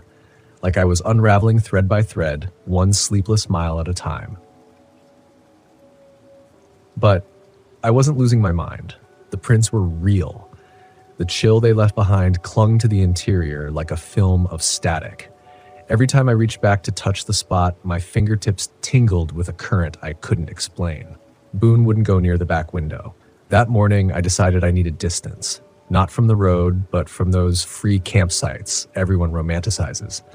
I'd been so drawn to the idea of solitude that I ignored the cost, ignored the small warning signs, the gut feelings, the way some quiet isn't peaceful, but watchful.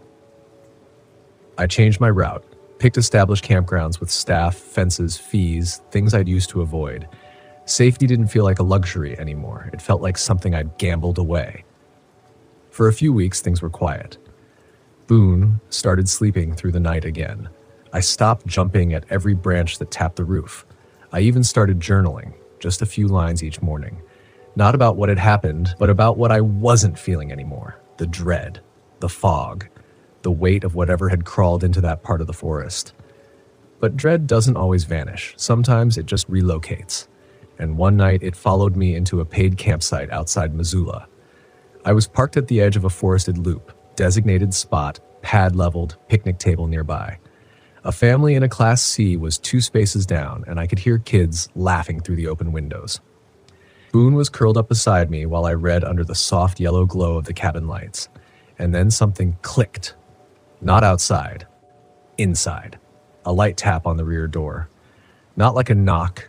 Not like something trying to get in. More like something tapping to be acknowledged. Boone's ears perked, but he didn't growl. He stared at the back of the van, silent, rigid, trembling. I stood heart-thudding and stepped toward the rear window. I hadn't touched it since that morning weeks ago. My breath fogged the glass as I leaned close. That's when I saw it. Not a shape, not a person, a reflection of myself. But it wasn't mirroring me. I was leaning forward, hand on the edge of the frame. But the reflection was upright, shoulders square, just standing there. Eyes level with mine, mouth open slightly like it was mouthing a word I couldn't hear. Then it blinked, but I hadn't. And I knew instantly what I was seeing. It wasn't a mistake. It wasn't a trick of light. It had followed me from miles away, from a forest I thought I'd escaped.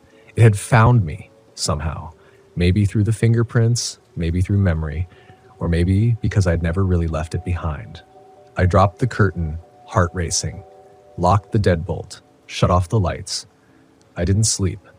Boone wouldn't even lay down. He stayed pressed to my leg the entire night, head up, alert. When I finally stepped outside the next morning, the air smelled wrong, sweet like rotting flowers left in a sealed room. And there, in the dew on the rear window, were the same 3 fingerprints. Fresh, vertical, mocking. I started researching, really researching. Not just Reddit threads or survivalist blogs, I dug deep into missing persons cases near free BLM land. I found patterns, tiny ones. Threads no one official had pulled tight. People who went missing with no sign of a break-in, no note, no distress call. In several cases, there were reports from nearby campers, strange sounds in the woods, lights that didn't match flashlights, or something more chilling, voices calling out using names no one had said aloud. It was learning, growing. And I realized I'd made the worst mistake you can make in the wild. I thought being left alone was the same as being safe. But solitude, I learned, is what it needs. It thrives in absence of sound, of interference, of disbelief.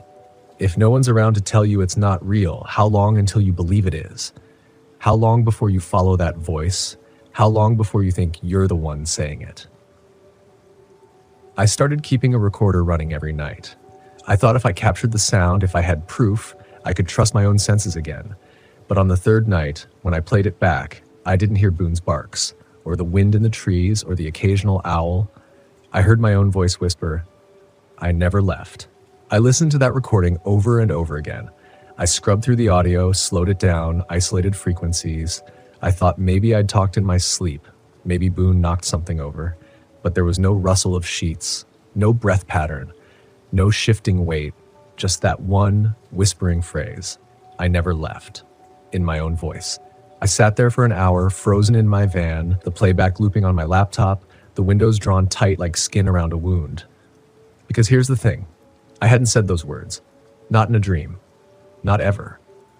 But something had, and it had learned how to sound like me. After that night, I stopped using free campsites completely. No more BLM land, no more wide open woods or unmarked dirt roads.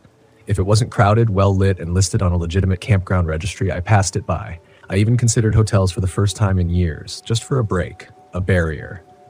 But no matter how far I drove, how carefully I parked, the dread stayed with me. Like a scent soaked into fabric, like that rotten sweet odor I couldn't explain. Boone was quieter now too, less curious, like he'd grown afraid to react. As if whatever was out there had figured out how to move without sound, without scent, without presence, until it wanted to be noticed. It made me think about how we define fear. Most people think it's a reaction, adrenaline, rapid breathing, sweating palms, but that's not the worst part. The worst fear is the waiting, the stillness before something becomes real. I reached my breaking point in Idaho. I'd parked at a state park with a lake view, plenty of campers nearby, even an overnight ranger station. I should have felt safer. But that night, as I walked Boone along a short trail loop before bed, he stopped mid-step, ears low, back tense. He stared into the trees off to the right, where the trail bent toward the edge of the lake. And then, without a sound, he bolted. Not toward it. Away. He yanked the leash clean out of my hand, tore back to the van, and clawed at the door until I unlocked it. When I turned back toward the trees, I saw nothing. No movement, no shape, no eyes reflecting in the dark, but I felt it. Like a hand on the nape of my neck, just barely grazing skin. Like breath I didn't exhale brushing across my cheek, and I swear, I heard the gravel crunch beneath a second pair of feet behind me. I didn't run. I walked. Calm, controlled, refusing to show fear. That's what the survivalists say, right? But every step felt like a countdown. Like whatever was behind me was matching my pace, just out of reach, just beyond the edge of belief. When I got back to the van, Boone was shaking. He didn't stop for hours. I tried to convince myself it was a bear, maybe a coyote, but deep down I knew that wasn't it. I didn't hear snapping twigs, I didn't hear panting or the soft patter of animal feet. What I heard was footsteps, human, measured, heavy enough to mean intention, light enough to mean practice. And worst of all, it had no face. I don't mean that metaphorically. That night, just before I finally fell asleep from sheer exhaustion, I had a moment. One of those between waking thoughts where your mind lets its guard down and the images just come. And in that flicker of thought, I saw it standing at the edge of the trail. Humanoid shape, ragged shoulders, hands hanging slightly too low, but its face, there was no face, just skin, smooth and stretched like it hadn't decided what mask to wear. Like it was waiting to learn mine. After that, I left the forest completely.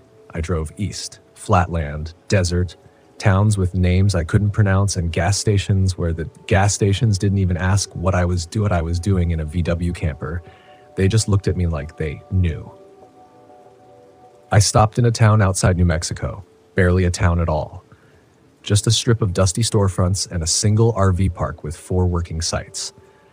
I pulled in, exhausted, and asked the old man at the front desk if there were any spots open. He didn't answer at first, just looked at me. Then he said, "You look like someone who's been followed." I felt the blood drain from my face. Sorry?" I asked. He gestured toward Boone, who had pressed himself against my shin again. "That dog don't sleep right, does he?" the man asked. "Don't whine, don't bark, just stares." I didn't answer. Couldn't. He handed me a map to site number 2, then said, "Keep the curtains shut tonight, no matter what you hear." That's when I realized I wasn't alone in this. Other people had seen it or felt it, or maybe they'd heard that whisper in their own voice echo back through the dark. I took the site, parked, locked up, sat at the little dinette for a long time while Boone lay under the table, eyes wide open, unblinking, and around midnight, just like the old man warned, I heard it. Something moved across the gravel, not quickly, not loudly, but steadily, like it knew I was listening, like it wanted me to. It didn't stop at my door. It circled. Crunch, pause, crunch, pause, like someone walking barefoot, slowly dragging a toe through the gravel between steps. I didn't dare look out. I remembered what the old man said. I shut the curtains, every last one, even over the skylight. Boone's breathing was shallow and fast, like he was trying not to whimper. Then I heard it tap. Not knock, tap. Fingertip on glass, 1, 2, 3, the passenger side window, then the driver's side, then the back, then the roof. Each one methodical, gentle, like it wasn't trying to get in. It was checking, counting. And then, I swear this is real, and I know how it sounds. But then, right above me, I heard my own voice, muffled, coming from the roof vent. Let me in. My knees went cold. Not just my hands, my whole body, like something drained the heat from my blood. I didn't respond. I didn't move. I just kept whispering to Boone under the table, telling him he was okay, even though I wasn't sure I believed it. Eventually, the footsteps faded. Not in a straight line, no. They circled once more, slowly, deliberately, and then wandered off into the scrubland. I didn't sleep. And in the morning, I found what I hoped, were just dreams had left physical evidence.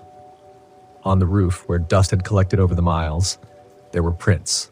Not boot treads, not paws, bare feet. Human-shaped, but longer. The toes too straight, the arch too shallow. Like a child's drawing of a foot, cartoonish and wrong. 5 long indents on each print, wide spacing, deep impressions where the balls of the feet had pressed hard into the metal. I left that place with the sun barely over the hills. Didn't stop, didn't eat. Just drove until I saw other cars, towns, billboards, anything to prove I was still in the same world. But I wasn't. Not really. Not after that. Here's what I started to realize slowly in the weeks that followed. This thing, whatever it is, it doesn't live in the woods. It follows you from them. It waits until you're isolated enough, vulnerable enough, and it learns you. Your sounds, your steps, the things you say when you're half asleep. It builds your voice like a song learned by ear. Then it comes closer. It doesn't need to scare you all at once. That's not the goal. The goal is erosion. To peel back what you trust, bit by bit. The sound of a footstep here, the faint smell of rot, a reflection that doesn't match your movement, until even your own memories betray you. I thought I was going crazy. I nearly sold the van. I tried sleeping in hotels for a while, but even in brick-and-mortar rooms, the nightmares followed. I'd dream of standing beside the van, looking in through the window and watching myself sleep.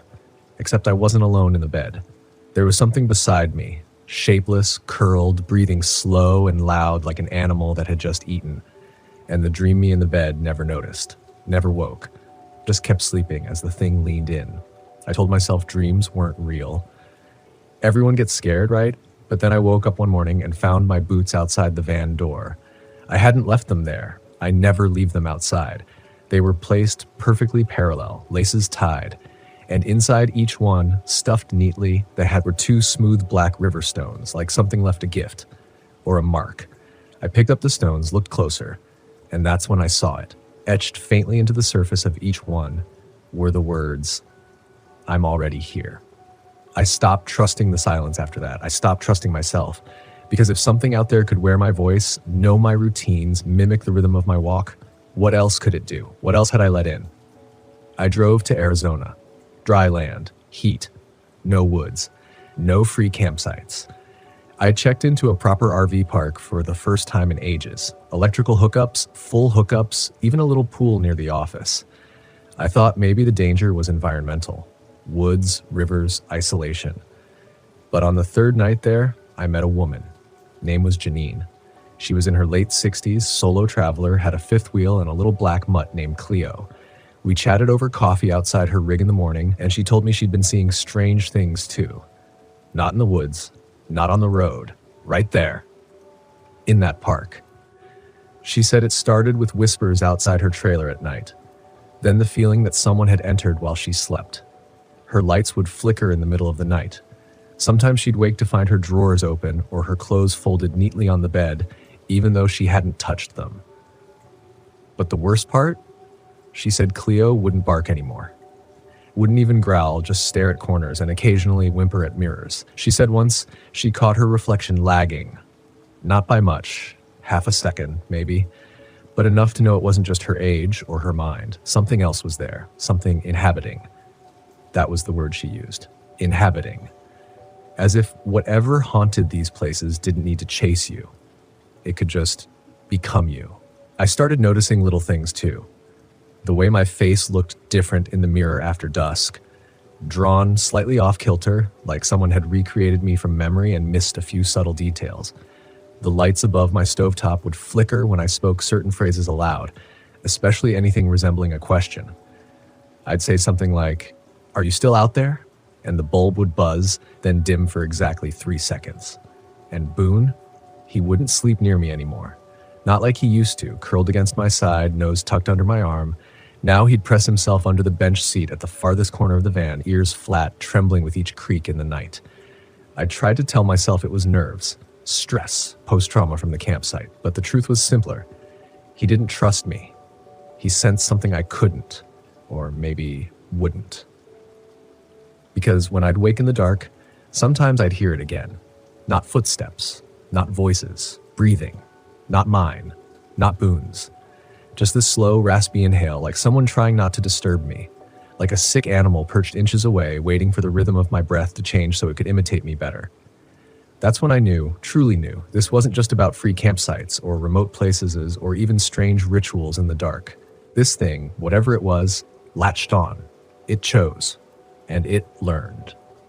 I started researching old reports, not ghost stories, not the flashy folklore. I looked deeper, disappearance records tied to free campsites, unsolved missing persons, camper vans abandoned with food still on the stove, gear packed but no sign of a struggle. There were more than I expected. Way more. And the ones that stood out weren't the violent ones. They were the quiet ones. People who just left. Keys still in the ignition. Dogs found 3 days later, healthy, but traumatized.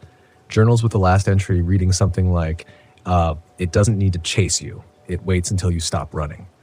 One case chilled me to my core. A couple, mid-30s, experienced RVers, vanished from a free BLM site in Utah. They had a good routine, posted online often, photos of sunsets, hiking trails, campfire meals. Then suddenly, nothing. Search crews found their van a week later, untouched. But their shoes were lined up by the passenger door, 2 pairs facing inward. And inside, carved into the dashboard with something small and sharp, were 5 words. "We let ourselves back in." That broke me, because it suggested a choice, or the illusion of one, like they'd believed on some level that whatever was wearing their faces belonged there. Or maybe they didn't even know they'd been replaced. Maybe they were watching, helpless, from the outside.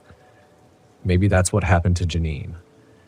Because one morning, I knocked on her rig's door just to say hi, and an unfamiliar man answered. Tall, gray beard, heavy set, no Cleo in sight.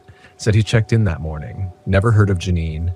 No record of her at the front desk. Her fifth wheel, gone, like she'd never been there. But I remembered her. I remembered the coffee, her voice, the story about her dog staring into the mirror. And that's when I knew I had to leave the RV lifestyle. Not because I didn't love it.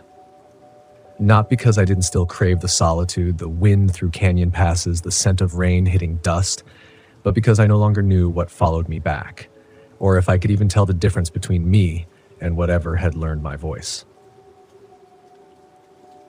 You see, that's what these places do. They don't just offer silence.